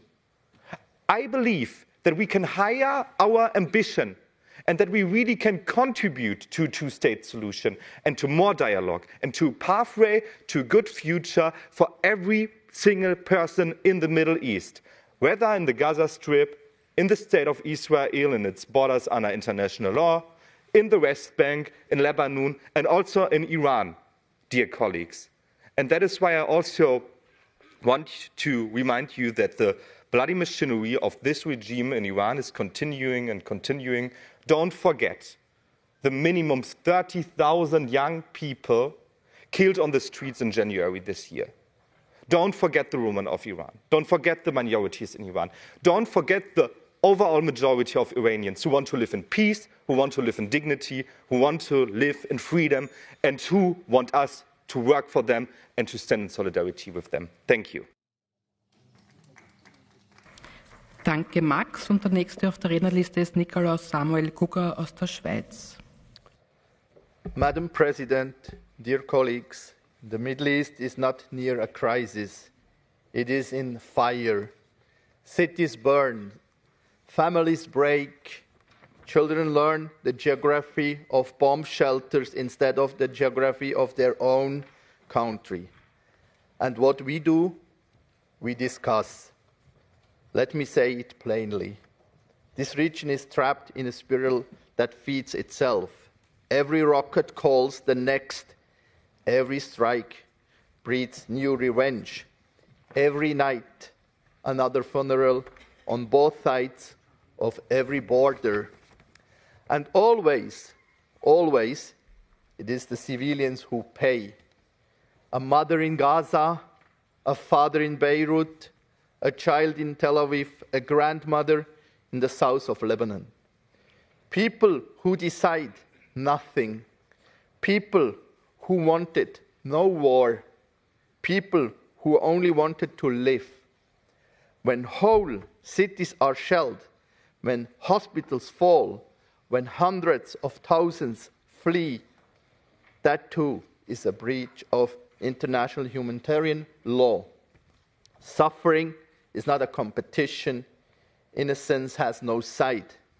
And yet, we are watching exactly this, a logic of revenge that justifies itself by ignoring the pain of the other. That is the moment morality collapses and diplomacy within. Look at the region today. A ceasefire is announced at breakfast and questioned by dinner. Agreements last only once as long as they are useful. Every night we hold our breath for the next strike. That is not stability. That is that waiting room of catastrophe. Colleagues, the Council was born in 1949 out of ashes, out of the knowledge of what unchecked hatred does to a continent. It was built on one sentence and one sentence only. Human rights apply always, not when convenient, not when strategic, not when our own allies are comfortable with it. Always.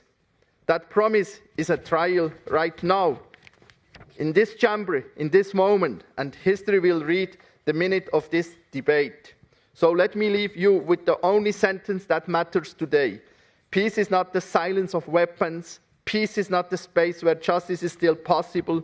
And peace without justice is not peace. It's a pause.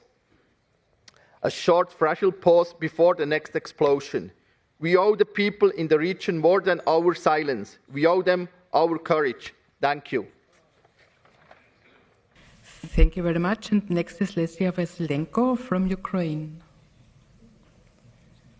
She doesn't seem to be here, so we proceed to Mehmet Akalin from Turkey. Madam President, dear colleagues, first of all, I also want to underline the urgent need for peace, stability, and respect for international law across our wider region. We must acknowledge the scale of devastation caused by US and the Israeli military attacks across Iran, that effects extend far beyond the region. We must also speak honestly about the increasingly aggressive nature of military escalation by Israel towards Palestine and Lebanon. Repeated airstrikes, the targeting of densely populated civilian areas, and the disproportionate use of force, which normalizing a cycle of violence that undermines both regional security and international norms. Such actions deepen instability, fuel resentment, and make the prospects for peace increasingly distant. The humanitarian suffering in Palestine, the Gaza Strip, and Lebanon continues to deepen. The destruction of civilian sites, homes, hospitals, and essential infrastructure raises serious concerns under the international humanitarian law. We cannot overlook the tragic bombing of girls' school in Minab, southern Iran, where more than 150 children and teachers were killed, an event that demands accountability. The continued expansion of offensive tactics without meaningful restraint or accountability is unacceptable.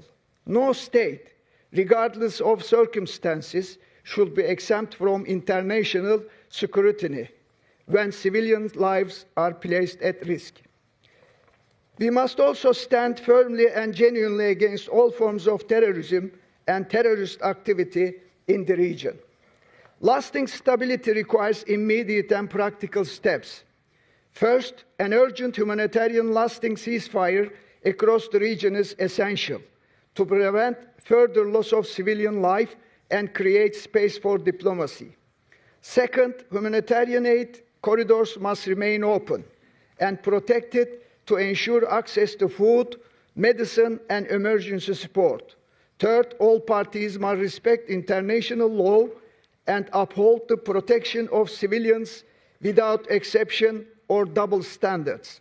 Finally, regional dialogue supported by the international institutions remains the only path towards reducing tension and preventing wider instability. We must remember that peace is built through justice, dialogue, sincerity, and a shared commitment to human dignity. Thank you. Thank you. And next one is Edith Estrella from Portugal. Edith, please. Edith, it's yours. Your turn now. Thank you, dear President. Sorry. There are moments in history when a single image says everything. An image that shocks us, that forces us to confront an uncomfortable truth. An image of a minister celebrating with champagne the discriminatory and irreversible approval of the death penalty against Palestinians. What does that say about the path we are on? This war is not just a conflict. It is a collapse of humanity and international law. Yes, Israel has the right to defend itself, but the devastation of Gaza is not defense. It is the destruction of an entire people, and the world cannot stay silent in the face of such suffering. Now, with the United States and Israel escalating attacks on Iran, the crisis deepens dangerously.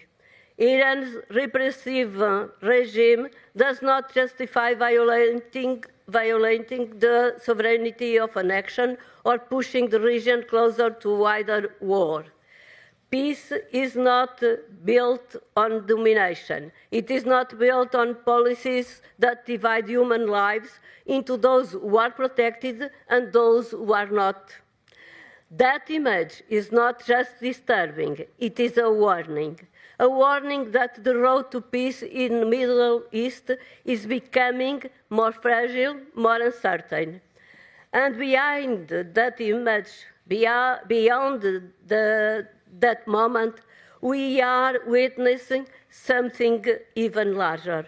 A conflict that many experts warn is leading to the most serious energy crisis in history. A conflict whose consequences are not contained, they spread, they destabilize, they reach every corner of the globe. Families paying more to heat their homes, economies under pressure, uncertainty growing everywhere. When international law is set aside, when global institutions are ignored, when decisions of war and peace are made without legitimacy, then instability becomes inevitable. We are all affected. We are all in some way victims of these choices. So the question is, what are we willing to accept? If we accept a world where force replaces law and where power decides whose lives matter, then we are not just witnessing a crisis. We are allowing it, and history will remember that. Thank you very much. Thank you very much. And now Lisa Yasko from Ukraine has the floor.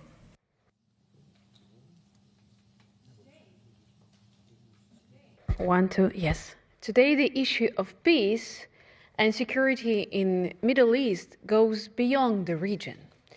And I'm sure that each of us in Europe feels the consequences of all of that.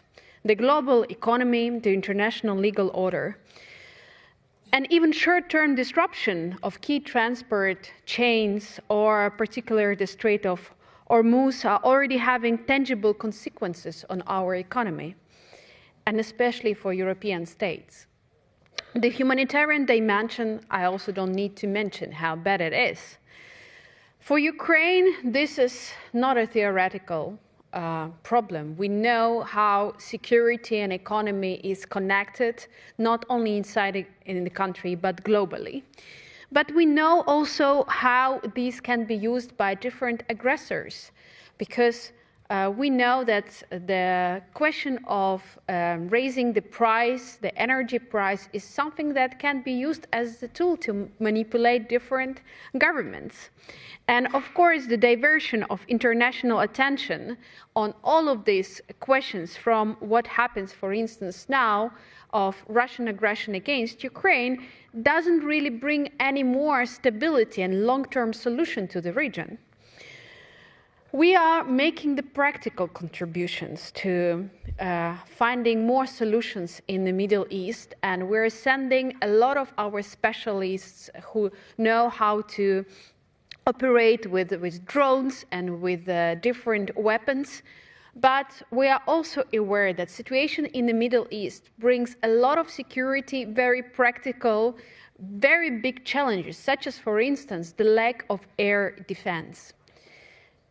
It's not a surprise, it's not a secret that, unfortunately, now in the world there is not so much of the weapon that can be used as the air defense, because so much of it was spent in the recent weeks because of Iran. And this is a huge problem, because we don't know how we are going to enter this autumn, this winter, or even this summer. We need in Ukraine much more of the air defense. While, of course, we believe that security should come with a strong weapon, we also think that it's not going to make a very big difference if there is no political will and international contributors to the global peace. And we really hope that situation in Iran and with this terrible situation in the Middle East would have some solutions soon, because this affects a lot all our security global order. Thank you. Thank you very much. And now Jon Engen-Hellenheim from Norway. Thank you, Madam President. In a conflict as complex, emotional and long-running as the one in the Middle East, the credibility of this assembly depends on one fundamental principle: balance. Without balance, our debates risk losing both moral authority and factual clarity. Let me be clear from the outset. Criticism of Israel is legitimate.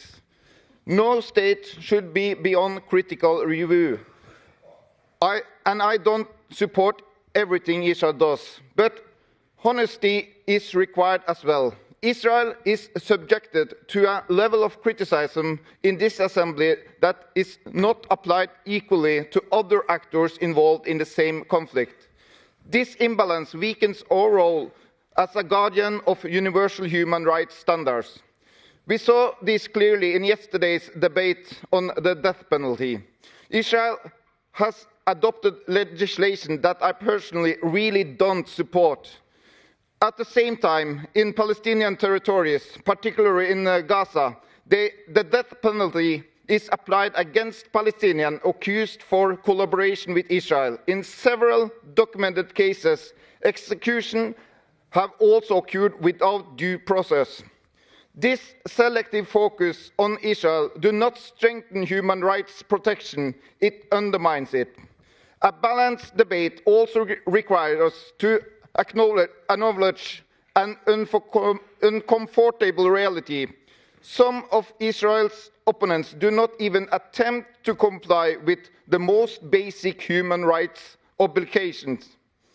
When violations by one side are systematically condemned, while similar or worse abuse by others are ignored or excused, we transform human rights into a political instrument rather than a universal standard. If this Council is to maintain its integrity and the credibility, we must apply criticism consistently, proportionally, and without political selectivity. Balance is not about taking sides in a conflict. It's about ensuring that all principles are applied equally to all. Anything less risks damaging both this assembly and the values it exists to defend. Thank you. Thank you very much. Belén Hoyo from Spain is next. Muchas gracias, presidenta. Señorías, creo sinceramente que todos los que estamos hoy aquí, y especialmente quienes tienen la responsabilidad de representar en esta Asamblea, deberíamos hacer un esfuerzo por mantener una posición equilibrada, de sentido común.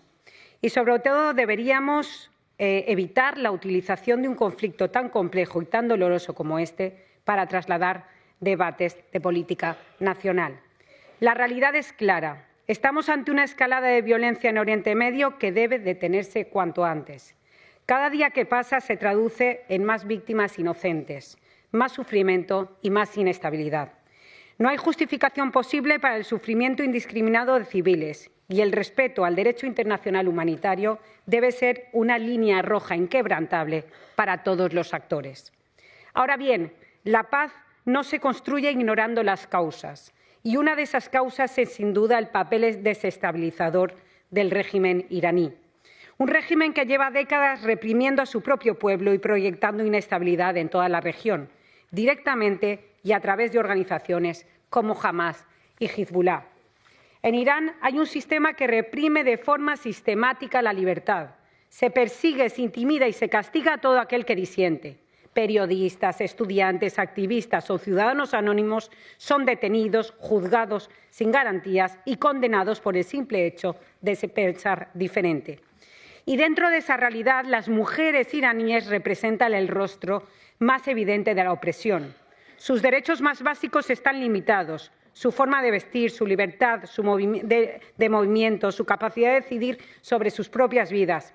Y cuando alzan la voz, la respuesta es la represión. Señorías, es cierto que debemos avanzar hacia la paz y, desde luego, debemos evitar una escalada regional. Los bombardeos en Líbano suponen un riesgo evidente de expansión del conflicto y agravan una situación ya extremadamente frágil.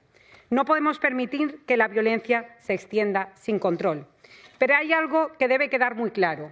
La paz en Oriente Medio pasa por una lucha firme contra el terrorismo.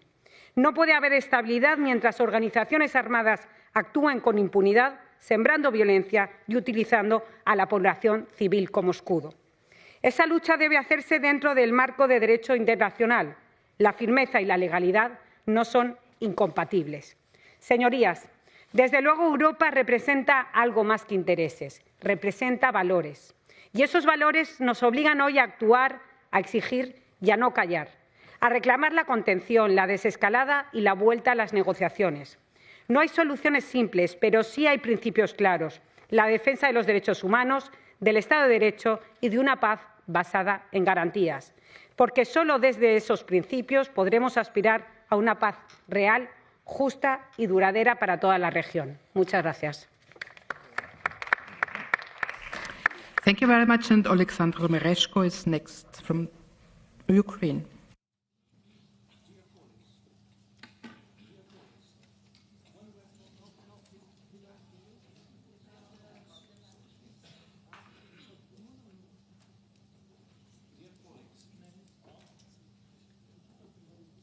Oh, thank you.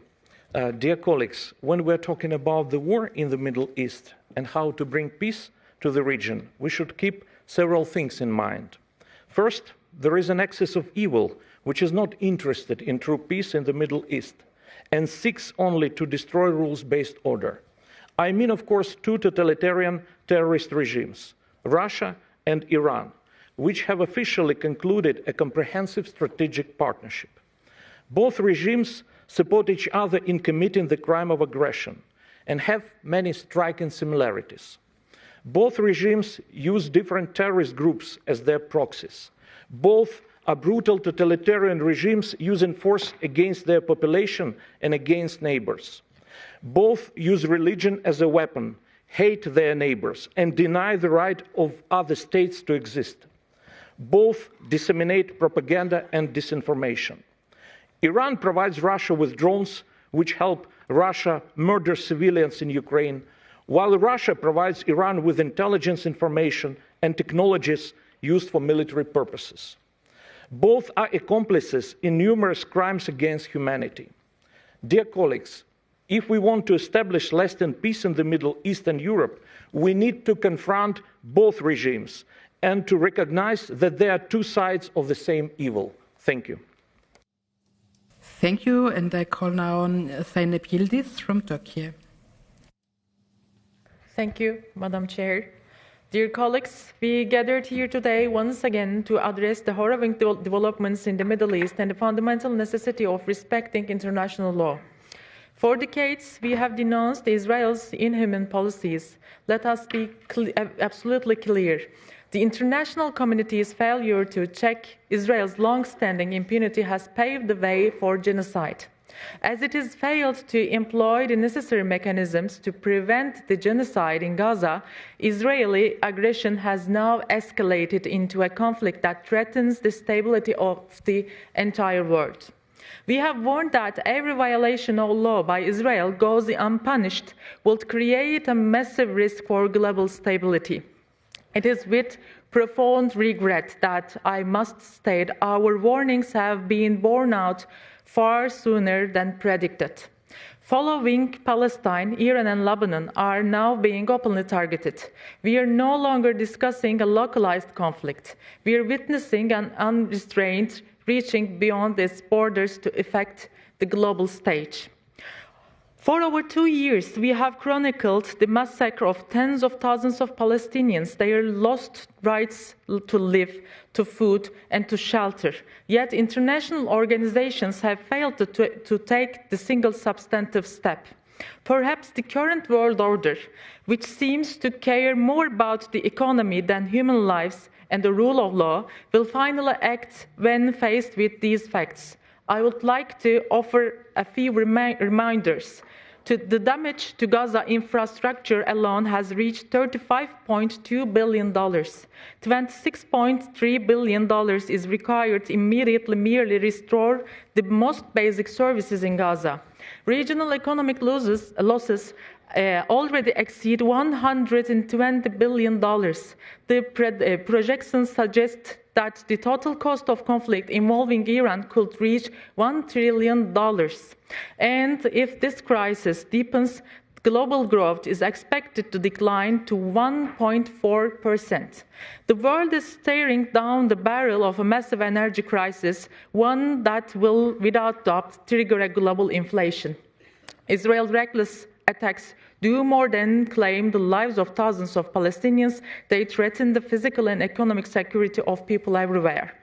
Every act of aggression left go under unchecked leaves a lasting scar on the collective memory of humanity and disrupts the lives of us all. I conclude with one simple yet haunting question. What else does the world need to witness before it finally moves to stop Israel? Thank you. Thank you. Next one is Armen Gevgorian from Armenia. Madam President, in January, this hemicycle heard some calls for strong measures against Iran. This logic was implemented regardless of our common political will.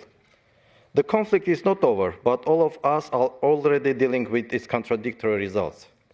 The use of force has not resolved the problem. It has made it broader, deeper, and more dangerous. And Iran has emerged as a still preoccupying, a state that makes the cost of confrontation prohibitively high. Instability in the Middle East is increasingly affecting Europe, not only in terms of energy. It is reshaping priorities, limiting the capacity to respond to multiple crises at once, and testing democratic values and unity. The military operation against Iran aimed to eliminate a threat, but instead it has led to growing global interest in nuclear deterrence. More countries are coming to a simple conclusion. Those who have such capabilities are far less likely to be targeted. Intentions were to isolate Iran, but instead we see rising tensions surrounding Israel. The war has become a challenge for the entire region and has shown how fragile existing models of security and prosperity in Arab states truly are. The new reality in the Middle East creates real risks for lasting peace and economic developments across the entire Caucasus region. Regional chaos is used by Azerbaijan to intensify the destructions of Armenian Christian heritage in Nagorno-Karabakh, a process that should concern all of us who care about peace, justice, and identity. And finally, the unresolved conflict still has huge potential for further collapsing the region on a larger scale and destroying the global stability. Dear colleagues, it should be clear, especially in Europe, which faces serious security challenges, that force can alter realities, but it does not always make them just or acceptable to all. That is why our task today is not simply to wish for peace, but to stop the dangerous trend of war becoming a routine instrument of politics in the 21st century. If power replaces rules, no one will be safe. Westworld cannot approach all nations in the same way or rely on a single model of dialogue. Distinct civilizations require nuance and understanding. Ignoring this reality leads us to confrontation and failed policies. It raises a fundamental question: are we creating more risks than we are resolving? Because today this is no longer about Iran. It is about the kind of international security system we are shaping. It is time for wisdom and responsibility to return to international relations. Thank you. I thank you, and now call on Emmanuel Fernandez from France. Merci, Madame la Présidente. Le droit international doit prévaloir en toutes circonstances et sur toute la surface de la planète. Le sujet qui nous occupe aujourd'hui est celui du Moyen-Orient élargi. Dans cette région du monde, un chaos généralisé s'est propagé, du Liban à l'Iran jusqu'au territoire palestinien, qui menace l'équilibre international. Il nous faut nommer avec lucidité les fauteurs de troubles, les agresseurs en chef, qui, pétris de leur doctrine impérialiste et colonialiste, mettent à feu et à sang le Moyen-Orient. Oui, notre Assemblée doit dénoncer et condamner les exactions d'Israël, dirigées par le gouvernement d'extrême droite suprémaciste et le criminel de guerre Netanyahou, mais aussi celles des États-Unis, conduits par le fasciste Donald Trump. Au Liban, Israël mène une guerre d'invasion depuis début mars avec des frappes aériennes massives et des opérations terrestres dans le sud du pays. Plus de 2400 personnes ont déjà été tuées dans cette guerre, dont plusieurs journalistes. Des dizaines de villages sont détruits ou rasés au sud et plus d'1 million de personnes ont été déplacées. Cette guerre, présentée comme dirigée contre le Hezbollah, frappe en réalité tout un peuple dont les civils sont les premières victimes. 2 soldats français, membres de la FINUL, ont notamment perdu la vie et je tiens ici à leur rendre hommage. Ça suffit. Israël, qui poursuit le génocide à Gaza avec plus de 70 000 victimes directes, les massacres en Cisjordanie, l'apartheid contre les Palestiniens avec notamment cette nouvelle loi abjecte sur la peine de mort qui leur est dédiée. Israël doit être empêché de nuire. Soutenir la Palestine, soutenir le Liban sont une nécessité absolue. Nos États membres doivent urgemment agir en sanctionnant Israël, à commencer par la fin du statut d'observateur de la Knesset au sein même de notre Assemblée. En Iran, la situation est tout aussi préoccupante. La guerre illégale déclenchée par les États-Unis se poursuit et la reprise annoncée des bombardements fait craindre une escalade majeure. Nous exprimons notre solidarité avec le peuple iranien qui n'accédera ni à la liberté ni à la démocratie sous un déluge de bombes. Je le dis clairement, ni mollah, ni shah, ni ingérence extérieure, ni régime autoritaire théocratique. Le peuple iranien qui subit depuis des décennies la tyrannie des ayatollahs ne sera pas sauvé en étant soumis à un déluge de feu qui le ramènerait à l'âge de pierre selon les menaces insupportables de Trump. L'Europe se couvre de honte et de déshonneur en se couchant devant le président américain. Nous devons être un pôle de résistance à l'impérialisme et au colonialisme. Notre institution doit cesser de se comporter comme une succursale de l'OTAN. L'ordre international repose sur le droit et non sur la force. Défendre sans ambiguïté, sans double standard, le système du droit international et les juridictions internationales chargées d'en assurer le respect, voilà la seule boussole qui doit constamment orienter tout ce que nous faisons dans cette Assemblée. C'est la condition de la paix et de la stabilité au Moyen-Orient comme dans le monde. Je vous remercie. Thank you. Next is Christophe Bricot from Monaco. Madame la Présidente, nous le disions il y a à peine une heure, nous défendons dans cette institution un ordre multilatéral fondé sur le droit.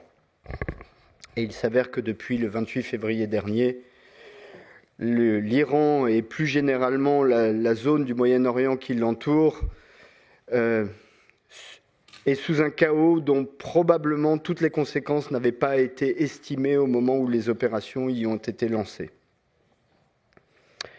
Je n'ai aucune sympathie pour la monarchie iranienne. Il y a encore un mois, les Iraniens étaient dans la rue, terriblement réprimés, à hauteur de 30 000 morts, dit-on. Et un mois plus tard, les Américains ont décidé de lancer une opération dont il semble que la démocratie ne soit décidément pas leur objectif.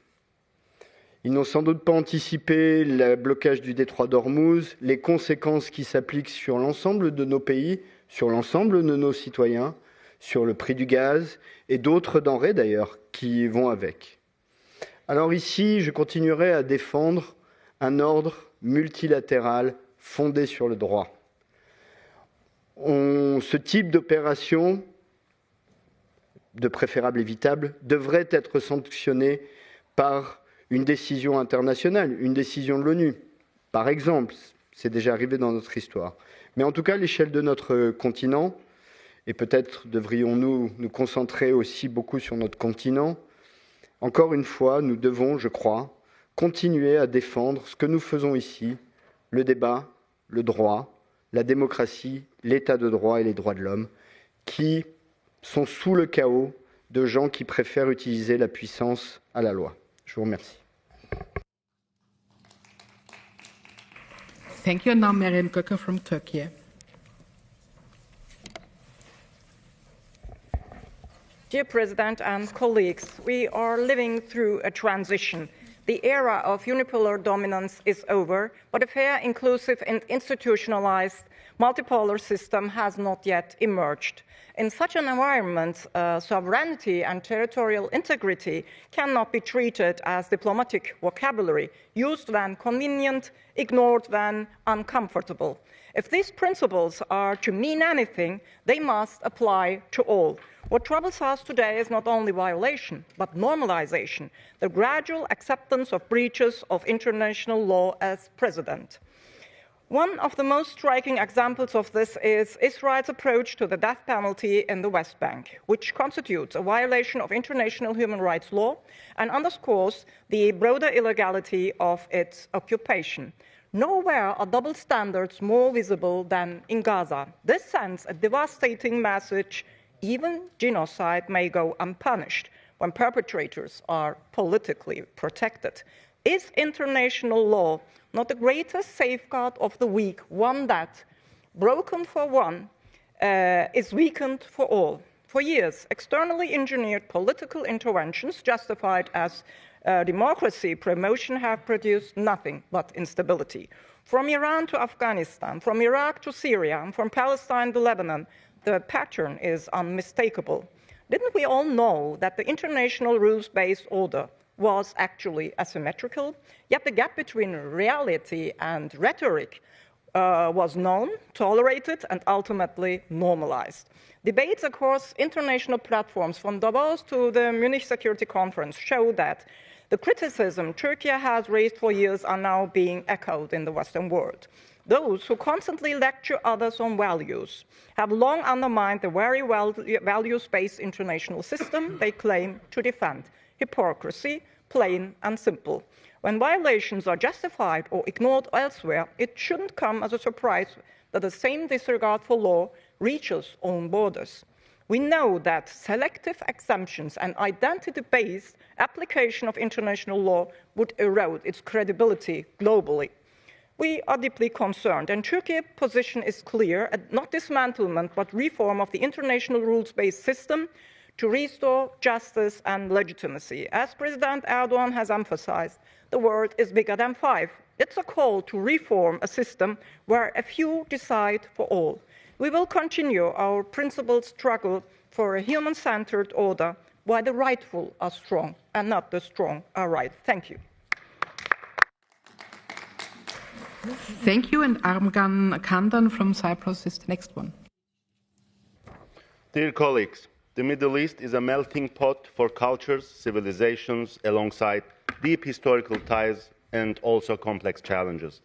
The destruction of Gaza by Israel underscores an urgent need to respect international law and a renewed commitment to peace and stability. The attack of the US and Israel to Iran has shown us that conflicts and wars are not regional anymore. Their effects are much wider, and the whole world is simply vulnerable, with the immediate effects being felt dramatically worldwide. In this context, the war in the Middle East requires immediate and active involvement of Europe. It is worthwhile to underline that all the EU leaders are meeting today in my country, Cyprus, to address the conflict in Iran and the Middle East, which poses serious challenges to Europe. In the broader region, I am talking about the Eastern Mediterranean, bears instant and broader challenges, among which my country, Cyprus, stands out. For decades, the unresolved dispute in Cyprus has symbolized the region's fragility. Developments in the Middle East clearly demonstrate that it is no longer possible to address the Cyprus issue, for example, in isolation from the wider region. Let me recall the drone attack to Cyprus that just happened only last month in March, which struck the UK sovereign base in Cyprus. We Europeans are no exempt from the conflicts in the Middle East. Issues such as energy sources, maritime jurisdiction, security balances, migration and geopolitical competition have further emphasized the importance of rules-based international order. In this regard, Cyprus should rather be a center of cooperation, dialogue, and stability in the European Union, alongside good relations between Turkey and Greece. We cannot afford yet another regional tension in the Eastern Mediterranean. Let this be a call for action for leaders and stakeholders across the Middle East, Eastern Mediterranean, Europe, and beyond. Thank you. Thank you. Next is Seda Gören from Turkey. Merci, Madame la Présidente. Chers collègues, le respect du droit international ne peut être ni sélectif ni circonstanciel. Il ne doit dépendre ni des acteurs en présence, ni des équilibres politiques du moment. Un ordre international crédible ne peut reposer sur des interprétations à géométrie variable. Or, aujourd'hui, au Moyen-Orient élargi, nous constatons une détérioration inquiétante de la paix et de la stabilité. Des actions récentes menées par certains acteurs étatiques montrent une tendance dangereuse à contourner les règles fondamentales du droit international. Lorsqu'un tel comportement est toléré, c'est l'ensemble du système qui s'en trouve affaibli. À cela s'ajoute une dérive grave du discours international où la menace et la logique de confrontation prennent de plus en plus le pas sur le dialogue et le droit. Certaines déclarations récentes évoquant explicitement l'usage massif de la force ne sont pas anodines. Elles traduisent une banalisation extrêmement préoccupante de la violence. Même sans mise en œuvre immédiate, de telles menaces affaiblissent directement les fondements de l'ordre international. Un système fondé sur des règles ne peut en aucun cas dépendre de déclarations impulsives ou de décisions individuelles. Lorsque la sécurité mondiale devient l'otage de la volonté de tel ou tel acteur, elle cesse d'être un cadre stable pour devenir un facteur d'incertitude permanente. Dans ce contexte, il est essentiel de rappeler une évidence. Bombarder des villes ou viser des civils relève du terrorisme, quel qu'en soit l'auteur. Si nous commençons à faire des distinctions selon l'identité des victimes ou des responsables, alors nous renonçons à toute crédibilité en matière de droits de l'homme. C'est précisément pour cette raison que le silence ou l'hésitation de notre Assemblée face à certaines situations est profondément préoccupant. Cette retenue fragilise notre crédibilité et donne l'impression que nos principes peuvent être appliqués de manière sélective. À terme, une telle incohérence ouvre la voie à un monde plus instable et plus dangereux pour les générations futures. Si le droit international cesse d'être une référence commune, il sera remplacé par la loi du fort. Notre responsabilité est donc claire, défendre sans ambiguïté le droit international et agir avec cohérence. C'est à cette condition que nous pourrons réellement contribuer à la paix et à la stabilité dans la région et au-delà. Je vous remercie. Thank you, and Pelin Yilik from Turkey is next. Thank you, Madam President. Dear colleagues, I regret that our debate on the Middle East today will not be the last debate on this matter. Recently, we have heard some good news from the region. Firstly, we welcome the ceasefire in Gaza, but we know that this is quite fragile. Israel perpetrates its terror in the West Bank as settlements continue and attacks carried out by settlers and Israeli soldiers persist. Moreover, Palestinians still suffer under the dire living conditions due to the Israeli aggression. And we are quite far away from the two-state solution that would ultimately resolve this conflict. We must always keep in mind that as long as the Israeli-Palestinian conflict remains unresolved, we will not achieve peace and stability in the Middle East. The path to global peace lies in addressing the injustices in the Middle East and recognizing the right to security for all. The cycle of violence prevailing in the Middle East is not merely a regional issue, it's a severe test of global conscience. Secondly, the war launched by the United States and Israel against Iran further exacerbated the situation in the region. This war on Iran has the risk of spilling over into broader regional crisis. The temporary ceasefire on this front promises a glimpse of hope, but we are worried that this ceasefire is fragile too.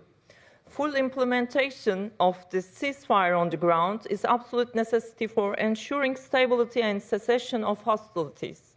Israeli attacks on Lebanon and also against the UN interim force in Lebanon are also deeply alarming.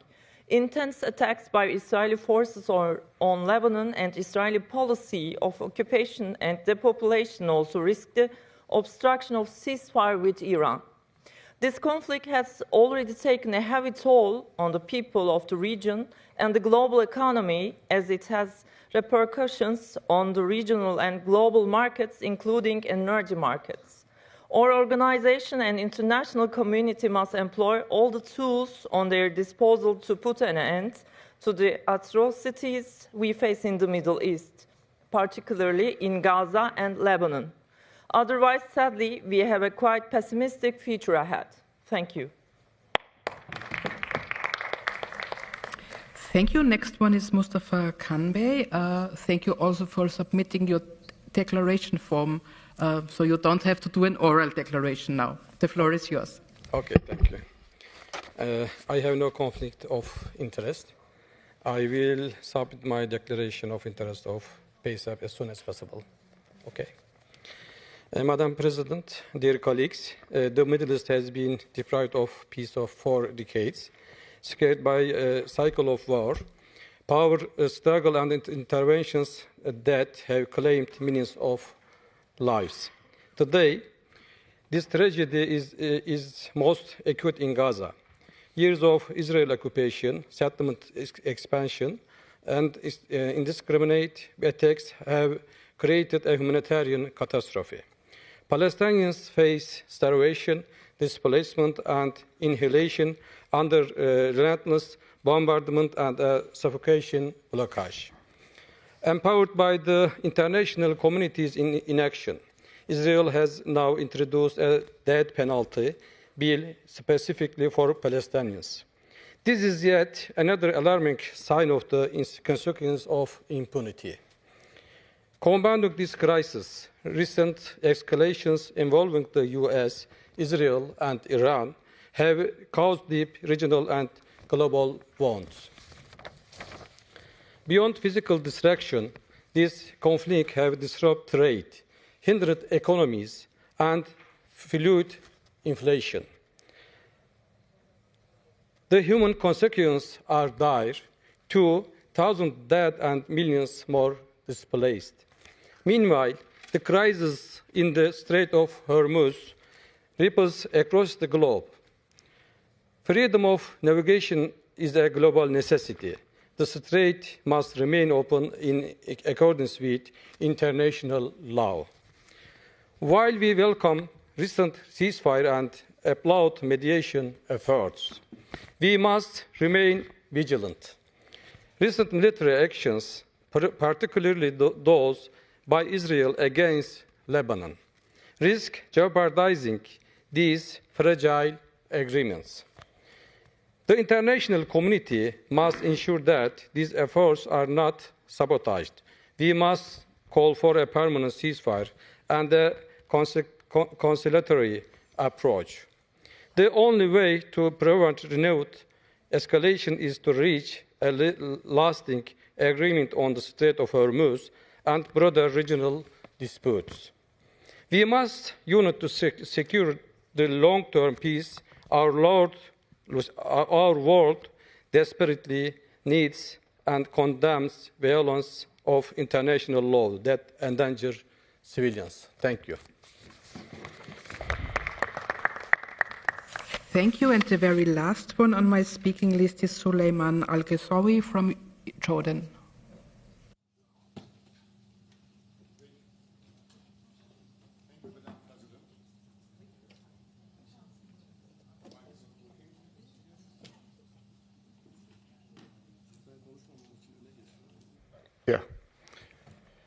Thank you, President.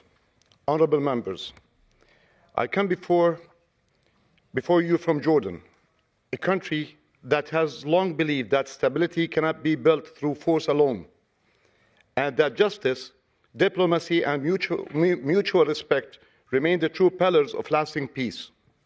Today, the escalation in the Middle East threatens to widen conflict across the region.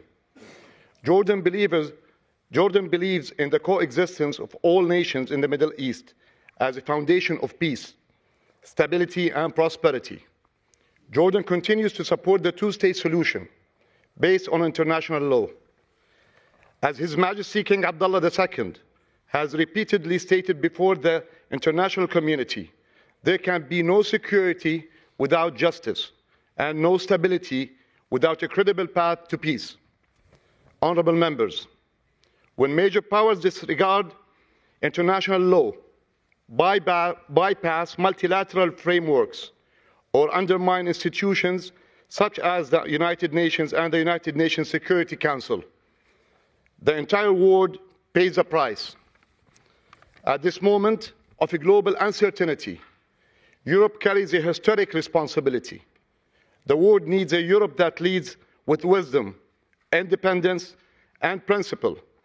A Europe that supports peace efforts, strengthens multilateral institutions, invests in development, and acts as a stabilizing pillar between competing powers.